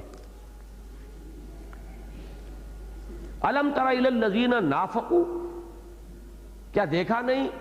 تم نے یا آپ نے، اس میں اگر حضور کی طرف مخاطب ہو تو ہمیں ادب کے ساتھ کہنا ہوگا آپ نے، ورنہ یہ کہ عام مخاطب عام قاری. الم تر الی الذین نافقوا، تم نے دیکھا نہیں ان منافقوں کا معاملہ کہ انہوں نے کیا کیا، کیا ان کا معاملہ ہوا. یقولون لاخوانہم، یہ کہہ رہے ہیں اپنے بھائیوں سے، الذین کفروا من اہل الکتاب، جو اہل کتاب میں سے کفر کرنے والے ہیں ان کے بھائی یہ بھی ہو سکتا ہے کہ منافقین میں کچھ لوگ جو ان یہود میں سے ایمان لے آئے تھے وہ یہاں پر ان کی طرف اشارہ ہو رہا ہو کہ اس کی وجہ سے ان کو بھائی کہا گیا ہے. اور دوسرے یہ بھی کہ جیسا کہ میں نے عرض کیا ان کے درمیان بڑے حلیفانہ تعلقات تھے، دوستانہ تعلقات تھے، اس اعتبار سے بھی وہ معنوی طور پر ان کے بھائی. اور جس طرح ایمان میں وہ ناکام رہ گئے، انہوں نے ایمان قبول ہی نہیں کیا یہود نے، اسی طرح ایمان میں یہ ناکام ہو گئے کہ قبول کرنے کے باوجود ایسے ہی رہے جیسے کہ ان کے ہاتھ پلے کچھ نہیں پڑا. یقولون لاخوانہم الذین کفروا من اہل الکتاب، وہ کہتے ہیں اپنے ان بھائیوں سے اہل کتاب میں سے جنہوں نے کفر کی روش اختیار کی، لئن اخرجتم لنخرجن معکم، اگر تم نکال دیے گئے تو ہم بھی تمہارے ساتھ نکلیں گے. ولا نطیع فیکم احدا ابدا، اور ہم ہرگز کبھی بھی تمہارے بارے میں کسی کی اطاعت نہیں کریں گے. اب یہاں پر احدن کا لفظ جو آ رہا ہے کس کے لیے آ رہا ہے؟ محمد الرسول اللہ صلی اللہ علیہ وسلم کے لیے. اور اس میں ایک گویا کہ توہین کا پہلو ہے. تنکیر جو ہے وہ تفخیم کے لیے بھی آتی ہے، توہین کے لیے بھی آتی ہے. اب ہم کسی کی پرواہ نہیں کریں گے، اب یہ کسی کی پرواہ نہ کریں گے، اگرچہ نام نہیں لیا گیا لیکن در حقیقت یہ براہ راست حملہ ہے اور توہین ہے محمد الرسول اللہ صلی اللہ علیہ وسلم کی، کہ بالکل تم نہ ڈرو، کسی کی بھی ہمیں پرواہ نہیں ہوگی، ہمارا تمہارے ساتھ معاہدہ ہے، دوستانہ ہے، تعلقات ہیں. لئن اخرجتم لنخرجن معکم ولا نطیع فیکم احدا ابدا، تمہارے بارے میں اگر ہمیں حکم دے دیا جاتا کہ ان کے اوپر چڑھائی کرو، ہم کبھی چڑھائی نہیں کریں گے. اگر کوئی اور حکم دیا جاتا ہے تمہارے بارے میں، ہم اس حکم کو بالکل اس کو اپنے اس میں نہیں لائیں گے شمار قطار میں. وَإِن قُوتِلْتُمْ لَنَنصُرَنَّكُمْ، اور اگر تم سے قتال ہی کیا گیا، جنگ ہی کی گئی، تو ہم تمہاری لازماً مدد کریں گے. یہ کہنے کی ضرورت نہیں ہے کہ یہ فعل مضارع پر لام مفتوح شروع میں جب داخل ہوتا ہے اور پھر نون مشدد ہو کر جو آتا ہے، یہ عربی زبان میں تاکید کی انتہائی یوں سمجھیے کہ صورت ہے. اس سے زیادہ تاکید کا اسلوب ہے ہی نہیں. لَنَخْرُجَنَّ مَعَكُمْ، ہم لازماً نکلیں گے تمہارے ساتھ، کوئی شک و شبہ ہی نہ اپنے دل میں آنے دو. وَإِن قُوتِلْتُمْ لَنَنصُرَنَّكُمْ، اور لازماً تمہاری مدد کریں گے. وَاللَّهُ يَشْهَدُ إِنَّهُمْ لَكَاذِبُونَ. اب نوٹ کیجئے گا، کذب جو ہے ان کی سب سے بڑی علامت قرار دی گئی، اور میں نے جیسا کبھی وضاحت کی تھی نقطۂ آغاز ہی کذب ہے. چنانچہ سورہ منافقون میں بھی یہ اسی ترتیب سے چیزیں آئیں گی. وَاللَّهُ يَشْهَدُ إِنَّ الْمُنَافِقِينَ لَكَاذِبُونَ، پہلی آیت یہ ہے. اذا جاءك المنافقون قالوا نشهد انك لرسول الله والله يعلم انك لرسوله والله يشهد ان المنافقين لكاذبون. کوئی لفظ یہاں آ رہا ہے والله يشهد انهم لكاذبون، اللہ گواہی دیتا ہے کہ یہ جھوٹے. لئن اخرجوا لا يخرجون معهم، اگر وہ نکال دیے گئے. اب دیکھیں یہ ہے مستقبل سے متعلق ہو گئی نا بات. اب اگر اس کے بعد اس کو آیت کو لیا جائے زمانی اعتبار سے تو پھر یہ کسی آئندہ کے واقعے پر اطلاق ہو سکے گا. اسی لیے کچھ لوگوں کی رائے بنی کہ یہ بنو قریظہ کا ذکر ہو رہا ہے. ساز باز جو بنو نذیر کے بعد ان منافقین نے بنو قریظہ کے ساتھ شروع کی، لیکن صحیح بات وہی ہے جیسا کہ میں نے عرض کیا کہ یہ انہی بنی قریظہ کا ذکر ہے. یہ ان حالات کا ذکر ہے جبکہ ابھی صرف نوٹس دیا گیا تھا اور ابھی وہ ذرا پس و پیش میں تھے، کچھ مان بھی لیا تھا. اس کے بعد یہ سلسلہ جنبانی ہوا، ان کے پیغامات پہنچے، انہوں نے پیٹھ ٹھوکی اور پھر وہ ڈٹ گئے، پھر محاصرہ ہوا. تو یہ جو نزولی جو ترتیب ہے اور یہ ترتیب جو ہے اس سورہ مبارکہ میں آیات کی، اس میں جو فرق ہے وہ پیش نظر رہے تو پھر کوئی اشکال نہیں ہوگا. لئن اخرجوا لا یخرجون معهم، اگر وہ نکال دیے گئے تو وہ ہرگز نہیں نکلیں گے ان کے ساتھ. وَلَئِن قُوتِلُوا لَا يَنصُرُونَهُمْ، اور اگر ان سے جنگ کی گئی تو وہ ہرگز ان کی مدد نہیں کریں گے. وَلَئِن نَصَرُوهُمْ لَيُوَلُّنَّ الْأَدْبَارَ، اور اگر بالفرض انہوں نے ان کی مدد کی تو فوراً پیٹھ دکھا دیں گے، لازماً پیٹھ دکھا دیں گے. ان کے لیے کھڑے ہونا ممکن نہیں ہے، مقاومت جو ہے وہ ممکن نہیں. اس لیے کہ نفاق کا تو اصل جیسا کہ میں نے عرض کیا اصل شے یہ بچ بچ کے چلنا. وَمِنَ النَّاسِ مَن يَعْبُدُ اللَّهَ عَلَى حَرْفٍ، کنارے کنارے چلو، مجدھار میں مت کودو، کنارے کنارے رہو تاکہ ڈوبنے کا اندیشہ نہ ہو. مجدھار میں تو ڈوبنے کا خطرہ ہے. یہ ہے ان کا اصل جو مرض ہے، بیماری جو ہے وہ تو یہ ہے. لہذا وہ کیسے آ جائیں گے؟ اگر جان ہی دینی ہو تو محمد کے ساتھ کھڑے ہو کر کیوں نہ دیں صلی اللہ علیہ وسلم. ان کے ساتھ یعنی جان دینا جو ہے اس کے اندر کون سی بات جو ہے وہ معقول رہ جائے گی؟ تو بات بڑی منطقی ہے اور سیدھی سیدھی ہے. ثم لا ينصرون، پھر ان کی کوئی مدد نہیں ہوگی، کسی طرف سے کوئی مدد نہیں ہوگی. یہ جو بنو قریظہ کی بھی ایک امید دلا رہے ہیں اور ادھر سے بنو غطفان کا بھی کوئی توقع دلا رہے، کوئی مدد کو نہیں آئے گا. اب اس میں دیکھیے کہ اہل ایمان کے لیے بڑی دلجوئی بھی ہے، ان کا حوصلہ بندھانے والی بھی پیشین گوئی کے انداز میں یہ بات آ رہی ہے کہ مسلمانوں گھبراؤ نہیں. ظاہر بات ہے جب یہ بڑکے ہانکتے تھے، بڑکے مارتے تھے جب یہ منافقین، تو کچھ نہ کچھ اثر ہوتا ہے پر بنائے طبع بشری. مسلمانوں کے اوپر اثر ہوتا ہوگا کہ ان بدبختوں نے غزوہ احد میں بھی یہی کیا تھا. 300 کی تعداد میں واپس آ گئے عین وقت کے اوپر، گویا کہ سٹیبنگ ان دی بیک والی بات ہے. 1000 کا لشکر ہے کل نکلا ہے 3000 کے مقابلے کے لیے، اور عین جنگ سے پہلے 300 اس میں سے واپس آ گئے. تو کہیں یہی معاملہ پھر یہ نہ کریں ہمارے ساتھ. تو اگر کچھ مسلمانوں کے دلوں میں اس کی وجہ سے کوئی تشویش پیدا ہو سکتی تھی تو اس کا ازالہ کیا جا رہا ہے کہ مسلمانوں مطمئن رہو. لَئِنْ أُخْرِجُوا لَا يَخْرُجُونَ مَعَهُمْ وَلَئِنْ قُوتِلُوا لَا يَنْصُرُونَهُمْ وَلَئِنْ نَصَرُوهُمْ لَيُوَلُّنَّ الْأَدْبَارَ ثُمَّ لَا يُنْصَرُونَ لَأَنْتُمْ أَشَدُّ رَهْبَةً فِي صُدُورِهِمْ مِنَ اللَّهِ. یہ بڑا یعنی اہم یہ ٹکڑا ہے اس آیت کا. حقیقت یہ ہے مسلمانوں کہ تمہاری دہشت ان کے دلوں میں اللہ کے خوف سے کہیں زیادہ ہے، اس لیے کہ اس حقیقی ایمان سے تو محروم ہے. یہ حقیقی ایمان ہو تو انسان کو خوف رہ جائے گا صرف اللہ کا، اور کسی کا خوف ہی نہیں. اللہ کے اولیاء کی تو شانی یہ بیان ہوئی، الا ان اولیاء اللہ لا خوف علیہم ولا هم یحزنون. جس کا اللہ پر تکیہ ہو، بھروسہ ہو، جسے یقین ہو اللہ میرے ساتھ ہے، کلا ان معی ربی سیہدین، نہیں میرا رب میرے ساتھ ہے، وہ مجھے راستہ دے گا۔ اسی طریقے سے حضور نے فرمایا تھا حضرت ابو بکر سے غار ثور میں، ان اللہ معنا لا تحزن، مت گھبراؤ، کوئی تشویش نہ کرو، لا تحزن ان اللہ معنا۔ تو ایمان جو ہے اس کا تو یہ معاملہ ہوگا کہ کوئی خوف ہے، ڈر ہے، پکڑ کا کوئی اندیشہ ہے تو وہ اللہ سے ہے، باقی کسی اور سے کیا ہے۔ لیکن یہ کہ جب ایمان سے انسان محروم ہو تو ہر شے کا اندیشہ ہوگا، ہر شے کا خطرہ ہوگا۔ تو اے مسلمانوں، ان کی بدبختی کا عالم یہ ہے کہ ان کے دلوں میں تمہارا رعب زیادہ ہے، تمہاری دہشت زیادہ ہے، تم سے یہ زیادہ ڈرتے ہیں بنسبت اللہ کے۔ اللہ کا ڈر ان کے دلوں میں اتنا نہیں ہے جتنا کہ تمہارا ڈر ہے۔ یہ بھی اس میں بھی دیکھیے کہ بٹوین دی لائنز وہی ہے، ہمت بندھانے والی بات کہ گھبراؤ نہیں، ان کی بڑکوں پر مت جاؤ۔ بڑک مارنا اور ہوتا ہے، اور جب کبھی معاملہ پیش آ جائے اور مقابلہ ہو جائے تو پھر جو کردار ہوتا ہے وہ بالکل دوسری شے ہے۔ لَأَنْتُمْ أَشَدُّ رَهْبَةً فِي صُدُورِهِم مِّنَ اللَّهِ ذَلِكَ بِأَنَّهُمْ قَوْمٌ لَا يَفْقَهُونَ۔ یہ لَأَنْتُمْ جو ہے کس طور سے لکھا گیا ہے یہاں ذرا نوٹ کر لیجئے، یہ صحیح ہے، یہ انتم والا الف ہے جو لام کے ساتھ شامل ہو گیا ہے۔ اب یہ چونکہ جو بھی رسم عثمانی ہے اس کو جو کا توں برقرار رکھا گیا ہے، لیکن لا بسا اوقات آدمی اس کو لا پڑھ بیٹھتا ہے،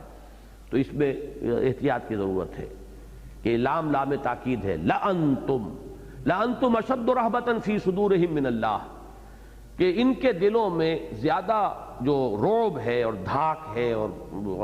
دہشت ہے وہ تمہاری ہے اللہ کے مقابلے۔ ذَلِكَ بِأَنَّهُمْ قَوْمٌ لَا يَفْقَهُونَ، یہ اس لیے کہ یہ لوگ وہ ہیں کہ جو تفقہ سے عاری ہو چکے ہیں، حقیقی فہم اور تفقہ ان کے پاس اب نہیں ہے۔ گویا کہ مت ماری جاتی ہے جیسے کسی کی، تو در حقیقت ایمان جو ہے وہ انسان کو بصیرت عطا کرنے والی شے ہے، اور ایمان سے محروم ہو کر انسان جو ہے وہ در حقیقت ان لوگوں کے مانند ہو جاتا ہے جیسے کہ سورہ بقرہ میں فرمایا تخبطہ الشیطان من المس، جیسے کہ شیطان نے کسی کو مخبوط کر دیا ہو، مخبوط الحواس بنا دیا ہو۔ یہ بھی نوٹ کیجئے گا کہ سورہ منافقون میں یہ الفاظ بھی آئے ہیں، ذالک بانہم آمنوا ثم کفروا فتبع علی قلوبہم فہم لا یفقہون، تفقہ سے عاری ہو جانا۔ اب ان کی جو ہے ساری مت جو ہے الٹی ہو گئی ہے، اس وجہ سے ان کی کیفیت یہ ہے کہ اللہ کا اتنا ڈر انہیں نہیں رہا ہے بدبختوں کو جتنا کہ ہے مسلمانوں یہ تم سے ڈرتے ہیں۔ لا یقاتلونکم جمیعا الا فی قرى محصنۃ او من وراء جدر، ان کی بزدلی کا عالم یہ ہے۔ اب یہ الفاظ جو ہیں دونوں پر وہ جو گٹھ جوڑ ہے حزب اللہ حزب الشیطان، اس میں یہودی بھی ہیں اور منافقین بھی ہیں، دونوں پر ان کا اطلاق ہوگا۔ ان دونوں کا حال یہ ہے کہ یہ کبھی بھی تم سے جنگ نہیں کر سکیں گے۔ ویسے یہ کہ منافقین تو خیر کبھی ان سے جنگ کوئی کھلم کھلا ہوئی نہیں، وہ تو تھے ہی مارے آستین، اس لیے زیادہ اطلاق اس کا جو ہے یہ یہود پر ہے کہ ان کے اندر بزدلی اس درجے سرایت کر چکی ہے کہ کبھی بھی کھلے میدان میں یہ تم سے مقابلہ نہیں کریں گے۔ لا یقاتلونکم جمیعا الا فی قرى محصنۃ او من وراء جدر، یہ کبھی جنگ نہیں کریں گے تمہارے ساتھ جمع ہو کر، یعنی ایک فارمیشن کے ساتھ کھلے میدان میں آتے ہیں تو پھر پرے بنتے ہیں، صفیں بنتی ہیں، میمنہ میسرہ قلب معین ہوتا ہے، ایک جتھا ہے، ایک جمعیت ہے، ڈسپلن ہے۔ جمعین کے لفظ کو نوٹ کیجئے اس لیے کہ اس کا تعلق ہے اگلی آیت سے، اگلے الفاظ سے، کہ ان کا اپنے اندر دل پھٹے ہوئے ان کے، یہ تمہاری دشمنی میں تو متحد ہیں، لیکن خلوص اور اخلاص اگر اللہ کے ساتھ انہیں نہیں، اللہ کے رسول کے ساتھ نہیں، تو باہم کیسے خلوص و اخلاص ہو جائے گا؟ یہ تو انسان کا کردار جو ہے وہ تو ایک ہی یکساں کردار جو ہے انسان کے اندر سرایت کرتا ہے، پورے وجود کے اندر، پوری شخصیت کے اندر۔ خلوص ہوگا تو اللہ سے بھی ہوگا اور انسانوں سے بھی ہوگا، اگر خلوص نہیں ہے تو اللہ سے نہیں ہوگا تو انسانوں سے کیا ہو جائے گا؟ جیسے وہ پیاری حدیث مجھے یاد آئی کہ من لم یشکر الناس لا یشکر اللہ، جو انسانوں کا شکریہ ادا نہیں کرتا وہ کبھی اللہ کا بھی شکر ادا نہیں کرے گا۔ کسی کی فطرت اگر سلیم ہے اور احسان مندی کا مادہ اس میں ہے، کسی کا احسان ماننا، تو وہ انسانوں میں سے بھی اگر کوئی اس کے ساتھ کبھی بھلائی کرے گا تو اس کا احسان مانے گا، اور پھر وہ اللہ کا بھی احسان مانے گا، جو اصل محسن حقیقی ہے اس کا بھی احسان مانے گا۔ لیکن جو انسانوں کا کسی نے اس کے ساتھ کوئی بھلائی کی، اور یہ اتنا بے حس ہے کہ اسے احساس ہی نہیں ہوا کہ کسی نے میرے ساتھ کوئی بھلائی کی ہے، تو یہ اللہ کے احسانات کا کہاں اسے ادراک اور شعور ہو جائے گا؟ وہ تو بہت خفی ہیں، لطیف ہیں، اس کے لیے تو بڑے شعور کی ضرورت ہے، بڑے فہم کی ضرورت ہے۔ وہ تو بالغیب والا معاملہ ہے، جو سامنے موجود ہو اور آپ کے ساتھ کوئی بھلائی اور نیکی کر رہا ہو، اس کے لیے جذبہ تشکر پیدا نہیں ہوا، تو وہ جو غیب کا معاملہ اس کے لیے تشکر کہاں سے آ جائے گا؟ تو بالکل وہی بات یہ ہے کہ یہ جب آپس میں کیسے مخلص ہوں گے، اور مخلص نہ ہو تو جمعیت کیسے بنے؟ جمعیت اور جماعت تو بنتی ہے اخلاص باہمی کے ساتھ، کندھے سے کندھا ملا کر کھڑا ہو آدمی، اعتماد ہو کہ میری داہنی طرف یہ کھڑا ہے، بائیں طرف یہ کھڑا ہے، یہ دونوں میرے سمت جو ہے محفوظ ہیں، اب میں سامنے والوں کے ساتھ نبرد آزمائی کے لیے پوری طرح میرے ہاتھ کھلے ہیں۔ لیکن اگر یہ اندیشہ ہو یہ کہیں دغا نہ دے جائے، اس کا اندیشہ ہو یہ کہیں عین وقت پر جو ہے بھاگ نہ جائے، تو وہ دل جمعی کہاں سے کیسے آئے گی؟ نہ ظاہر میں جمعیت وجود میں آئے گی، نہ اندر دل جمعی ہوگی۔ تو یہ جمعین کا لفظ یہاں بہت اہم ہے۔ لا یقاتلونکم جميعا، یہ کبھی بھی جمع ہو کر ایک فارمیشن کے ساتھ، ایک لشکر اور فوج کی شکل میں اے مسلمانوں تم سے کبھی جنگ نہیں کر سکیں گے، الا فی قرى محصنۃ، ان کی جنگ اگر ہوگی تو بڑی ہی یعنی ایسی بستیوں کے اندر قلعہ بند ہو کر، جن کا پورا ہے جو ہے وہ انتظام کر لیا گیا ہو، ان کی فصیلیں بنا لی گئی ہوں، حصن کہتے ہیں فصیل کو اور کسی قلعے کو، تو پوری طرح قلعہ بند ہو کر اپنی حفاظت، وہی پھر میں کہوں گا سیفٹی فرسٹ۔ وہ جو اقبال نے کہا ہے کہ تو بچا بچا کے نہ رکھ اسے، تیرا آئینہ ہے وہ آئینہ کہ شکستہ ہو تو عزیز تر ہے نگاہ آئینہ ساز میں، نفاق اس کی ضد ہے، بچ بچ کر چلو، سیفٹی فرسٹ، جان مال کی کا تحفظ یہ سامنے رہے پہلے بنیادی طور پر، پھر جو کچھ ہو سکے تو کر لو ورنہ نہیں۔ تو جب سیفٹی فرسٹ ہے تو یہ کیسے کھلے میدان میں آ کر اپنے آپ کو سامنے ایکسپوز کر دیں گے خطروں کے؟ تو لا یقاتلونکم جميعا الا فی قرى محصنۃ، ایسی بستیوں میں کہ جن کی پوری قلعہ بندی کر لی گئی ہو، او من وراء جدر، یا جیسے دیہاتوں میں جب کوئی جھگڑے لڑائیاں ہو جاتی ہیں تو کچھ عورتیں ہیں جو دیواروں کے پیچھے سے چھتوں پر چڑھ کر پتھراؤ کرتی ہیں، اندر گلیوں کے اندر جو ہے لوگ لڑ رہے ہوتے ہیں، تو اس طرح سے یہ دیواروں اور فصیلوں کے پیچھے سے کوئی وار کرنا، کوئی تیر اندازی، کوئی پتھر پھینک دینا، اس سے علاوہ ان میں کوئی جرت نہیں ہے، کوئی ہمت نہیں ہے۔ باسہم بینہم شدید، بہت اہم ہے یہ، باطل کی بنیاد پر جو بھی متحدہ محاذ دنیا میں وجود میں آتے ہیں، ان کے اوپر یہ ہے فتویٰ اور یہ ہے تبصرہ قرآن کا ابدی، دل پھٹے ہوتے ہیں۔ جو حال ہمارا تھا وہ نظام مصطفیٰ تحریک میں کہ نمازیں ایک دوسرے کے پیچھے پڑھنے کو تیار نہیں اور چلیں اسلامی نظام قائم کرنا، یہ حال جو ہوتا ہے، اور یہ میں یہاں پر وہ حدیث بھی آپ کو سنا دوں کہ یہ جو نقشہ کھینچا جا رہا ہے یہود کا، یہ نہ سمجھیے کہ صرف یہود ہی پر اس کی اپلیکیشن ہے،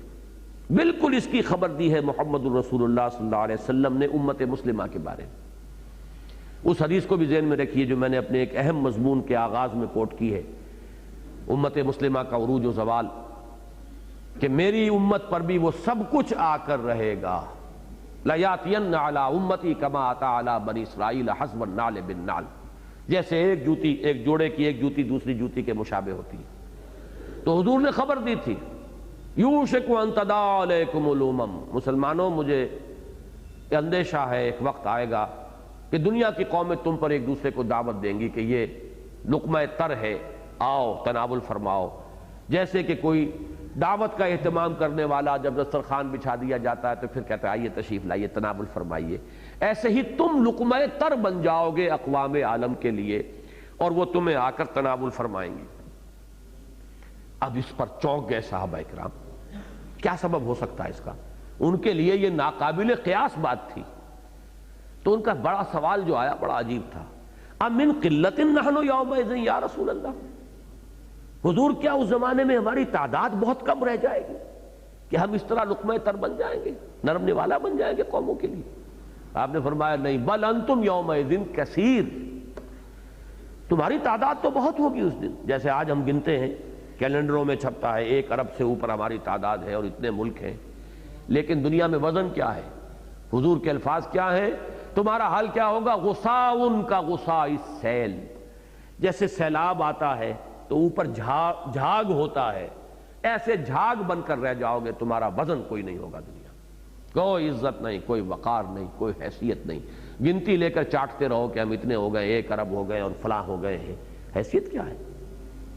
اس پر پھر پوچھا حضور کیوں ہوگا ایسا؟ آپ نے فرمایا تمہارے اندر ایک بیماری پیدا ہو جائے گی، اس بیماری کا نام ہے وہن، واو ہا اور نون، ایک لفظ وہن ہے، میم سے، یہ وہن ہے نون سے، اسی سے لفظ توہین بنا ہے۔ صحابہ نے پھر پوچھا مل وہن یا رسول اللہ، حضور یہ وہن کیا بیماری ہے؟ اب نوٹ کیجئے، حب الدنیا و کراہیت الموت، دنیا کی محبت اور موت کا خوف، موت کا فرار، موت سے ڈر۔ جب کسی مسلمان امت کے اندر زوال آتا ہے اور یہ کیفیت پیدا ہو جاتی ہے تو وہ لقمہ تر ہے، پھر اب اس کے اندر کوئی مقاومت، ڈٹنا، کھڑے ہونا ممکن نہیں ہوتا۔ یہی حال ہمارا ہوا اس صدی کے شروع میں، جب وہ سلطنت عثمانیہ کے ٹکڑے ہوئے ہیں، چیتھڑے کر دیے گئے، اور یہ اس کا اور وہ اس کا، اور یہ اٹلی کا اور یہ فرانس کا، اور یہ برطانیہ کے زیر انتداب رہے گا اور یہ اس کو دے دو، ایک ملک کے نہ معلوم کتنے ٹکڑے ہوئے، اور وہ اس طریقے کی تقسیمیں ہوئی ہیں کہ آج تک بھی وہ تقسیمیں چلی آ رہی ہیں، ان کے ختم ہونے کی کوئی صورت نظر نہیں آ رہی۔ لا یقاتلونکم جمیعا الا فی قری محصنۃ او من وراء جدر باسہم بینہم شدید، ان کی تو آپس کی جو دشمنی اور مخاصمت ہے وہی بہت شدید ہے، جمع کیسے ہوں؟ تحسبہم جمیعا وقلوبہم شتیٰ، تم سمجھتے ہو کہ یہ جمع ہے، متحد ہے، لیکن حقیقت میں ان کے دل جدا ہیں، پھٹے ہوئے ہیں، دل پھٹے ہوئے ہیں۔ یہ صرف تمہاری دشمنی میں کچھ ان کا گٹھ جوڑ تھوڑا سا ہو جاتا ہے، لیکن اندر تو یہ ایک دوسرے کی اور ٹانگ گھسیٹتے ہیں، ایک دوسرے کو زک پہنچانے کی کوششیں کرتے ہیں۔ ذالک بانہم قوم لا یعقلون، پھر نوٹ کیجئے، یہ اس لیے کہ یہ ایسے لوگ ہیں کہ جن میں اب عقل نہیں رہی، وہی بات لا یفقہون لا یعقلون، یعنی صحیح عقل، صحیح فہم، صحیح اقدار جو ہے وہ برقرار رہے، صحیح ویلیوز آدمی کے سامنے ہو، وہ جانتا ہو کیا شے اہم تر ہے اور کیا چیز کم اہم ہے، کیا اول ہے اور کیا ثانوی درجے میں ہے۔ یہ فہم جب آدمی کھو بیٹھتا ہے تو پھر یہی کچھ ہوتا ہے جس کا نقشہ یہاں کھینچا جا رہا ہے۔ کمثل الذین من قبلہم قریبا ذاقوا وبال امرہم، جیسے مثال ان کی جو ان سے پہلے تھے، قریب ہی کے زمانے میں، ماضی قریب میں ایک واقعہ گزر چکا ہے، ذاقوا وبال امرہم، وہ اپنے کیے کا وبال چکھ چکے، سزا انہیں مل چکی۔ اب یہاں نوٹ کیجئے گا، جن کے نزدیک یہ ذکر ہو رہا ہے بنو قریظہ کے معاملے کا، ان کے نزدیک اس آیت میں ذکر ہو رہا ہے یہ بنو النذیر کا، اور جو دوسری رائے ہے جس کے مطابق میں بیان کر رہا ہوں، تو اس کے اعتبار سے یہ اشارہ ہو رہا ہے بنو قینقاع پر، کہ بنو قینقاع کا پہلے حشر ہو چکا تھا، انہیں عقل سیکھنی چاہیے تھی، سبق سیکھنا چاہیے تھا، اگر ذرا سا بھی ان کے اندر وہ حقیقت بینی کا مادہ ہوتا، اور جیسے کہ ایک حدیث ہے بڑی پیاری کہ سعید من وعظ بغیرہ، سعادت مند وہ ہے جو دوسرے کو دیکھ کر اس سے سبق حاصل کر لے۔ ایک شخص آپ کے سامنے پھسلا ہے، کیچڑ ہے، لیکن آپ اس کو دیکھ کر بھی سبق حاصل نہیں کر رہے، وہیں جا رہے ہیں تو آپ بھی پھسلیں گے۔ پھر ایک آدمی وہ ہے دیکھ لے کہ وہ پھسل گئے ہیں تو کم سے کم اس سے آپ بچ کر نکلیں۔ السعید من وعظ بغیرہ، دوسرے کو دیکھو تو عبرت حاصل کرو، لیکن یہ کہ ان لوگوں نے عبرت حاصل نہیں کی۔ کمثل الذین من قبلہم قریبا ذاقوا وبال امرہم، انہوں نے اپنے کیے کہ اپنے کرتوتوں کا مزہ چکھ لیا، وَلَهُمْ عَذَابٌ علیم، اور ان کے لیے ایک دردناک عذاب ہے۔ اس سے مراد ہے آخرت کا عذاب، دنیا کا عذاب وہ تو ہو چکا، بنو قینقاع یہاں سے ملک بدر کیے جا چکے، اصل عذاب جو ہے وہ تو آخرت کا دردناک عذاب، وہ ابھی ان کا منتظر ہے۔ کمثل الشیطان، ایسے ہی مثال، جیسے مثال شیطان کی، اذ قال للانسان اکفر، جبکہ وہ کہتا ہے انسان سے کفر کرو، پیٹ ٹھونکتا ہے، فلما کفر قال انی بریء منک، اور جب وہ کفر کرتا ہے تو کہتا ہے کہ میں تم سے بالکل بری ہوں، میرا تم سے کوئی تعلق نہیں، انی اخاف اللہ رب العالمین، مجھے تو بڑا خوف ہے اللہ کا جو تمام جہانوں کا پروردگار ہے۔ اب ظاہر بات ہے کہ جہاں تک حقیقت کے منکشف ہونے کا تعلق ہے، وہ تو شیطان لعین پر جتنی ہے وہ سبھی جانتے ہیں کہ وہ ان حقائق سے خوب آشنا ہے، خوب جانتا ہے، کون سی بات اس بدبخت سے چھپی ہوئی ہے، لیکن اس کے باوجود محرومی کیوں ہے؟ وہ حسد، عجب، انا خیر منہ، میں اس سے بہتر ہوں، خلقتنی من نار وخلقتہ من طین، اسے تو نے بنایا غبارے سے، مجھے بنایا تھا آگ سے، میں بہتر ہو کر کیسے جھکوں؟ وہی یہود کے علماء کا کردار تھا یہ تو محمد تو ہے بنو اسماعیل میں سے، امیین میں سے ہم ہیں، جو اولاد ہے یعقوب کی، اور ہمارے ہاں چلی آ رہی ہے جو نبوت اور رسالت 2000 برس سے، ہم کیسے اس کو مان لیں، اب ان کو نبی مان لیں؟ تو یہ معاملہ شیطان کا اس سے مثال دی جا رہی ہے کہ وہ پیٹھ ٹھوکتا ہے، لیکن جب وہ کوئی شخص جو ہے اس کی لبیک کہتا ہے اس کی پکار پر، تو پھر وہ علیحدہ ہو جاتا ہے۔ انی بریء منک انی اخاف اللہ رب العالمین۔ مجھے اندازہ نہیں ہے کتنے منٹ ہیں تمہارے پاس۔ اس کی ایک عملی مثال ہے جو سورہ انفال میں آئی ہے کہ غزوہ بدر میں فی الواقع یہ صورت ہوئی ہے کہ شیطان لعین نے پیٹھ ٹھونکی ان قریش کی، وہ لشکر جو آیا تھا۔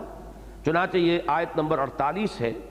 اذ زین لہم الشیطان اعمالہم۔ یاد کرو جبکہ یہ غزوہ بدر کا ذکر ہو رہا ہے، جبکہ شیطان نے ان کے لیے ان کے اعمال کو مزین کر دیا تھا۔ وقال لا غالب لکم اليوم من الناس وانی جار لکم، اور اس نے کہا تھا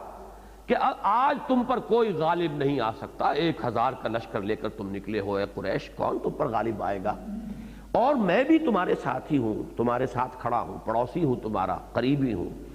فلما ترات الفئتان نکص علی عقبیہ، جب دیکھا کہ اب یہ دونوں لشکر مٹ بھیڑ ہونے والی ہے، آ گئے ہیں آمنے سامنے، تو وہ اپنی ایڑی کے بل الٹا لوٹا۔ وقال انی بریء منکم انی اری ما لا ترون، تو اس نے کہا کہ میں تو بری ہوں تم سے، اس لیے کہ میں وہ کچھ دیکھ رہا ہوں جو تم نہیں دیکھ رہے۔ وہ جو فرشتوں کا نزول ہوا ہے غزوہ بدر کے موقع پر، اسے تو وہ بھی نظر آ رہے تھے۔ انی اخاف اللہ، مجھے تو اللہ سے بڑا خوف ہے، ڈر ہے۔ وہی نقشہ یہاں کہ شیطان کا معاملہ جو ہے، جو شیطان کرتا ہے عام انسان سے کفر کروانے کے لیے، شرک کروانے کے لیے، اس کی پیٹھ ٹھوکتا ہے اور بھس میں آگ لگا کے پھر وہ جمالو جو ہے وہ پھر علیحدہ دور جا کر کھڑی ہو جاتی ہے۔ یہی کردار ان منافقین کا ہوا ان یہود کے بارے میں، ان کی پیٹھ ٹھونکی، ان کا حوصلہ بڑھایا، امداد کی امید دلائی، عین وقت کے اوپر پھر انہیں چھوڑ کر وہ جو ہے علیحدہ ہو گئے، اور وہ جو حشر جو ان کا ہوا بنو النذیر کا، وہ سب کے سامنے ہے۔ فَكَانَ عَاقِبَتَهُمَا، اب دونوں کا انجام یہ ہوتا ہے، شیطان کا بھی اور جو اس کے بہکاوے میں آ کر کفر اور شرک کی روش اختیار کرتے ہیں، انہما فی النار خالدین فیہا، کہ وہ دونوں آگ میں ہیں، اس میں ہمیشہ ہمیش رہنے والے۔ وذالک جزاء الظالمین، اور یہی ہے ظالموں کا بدلہ، یہی ہے ان کی سزا، وہ اسی کیفر کردار کو پہنچنے کے قابل ہے۔ اللہم انا نعوذ بک من الشیطان الرجیم، اللہم انا نعوذ بک من شرور انفسنا ومن سیئات اعمالنا برحمتک یا ارحم الراحمین۔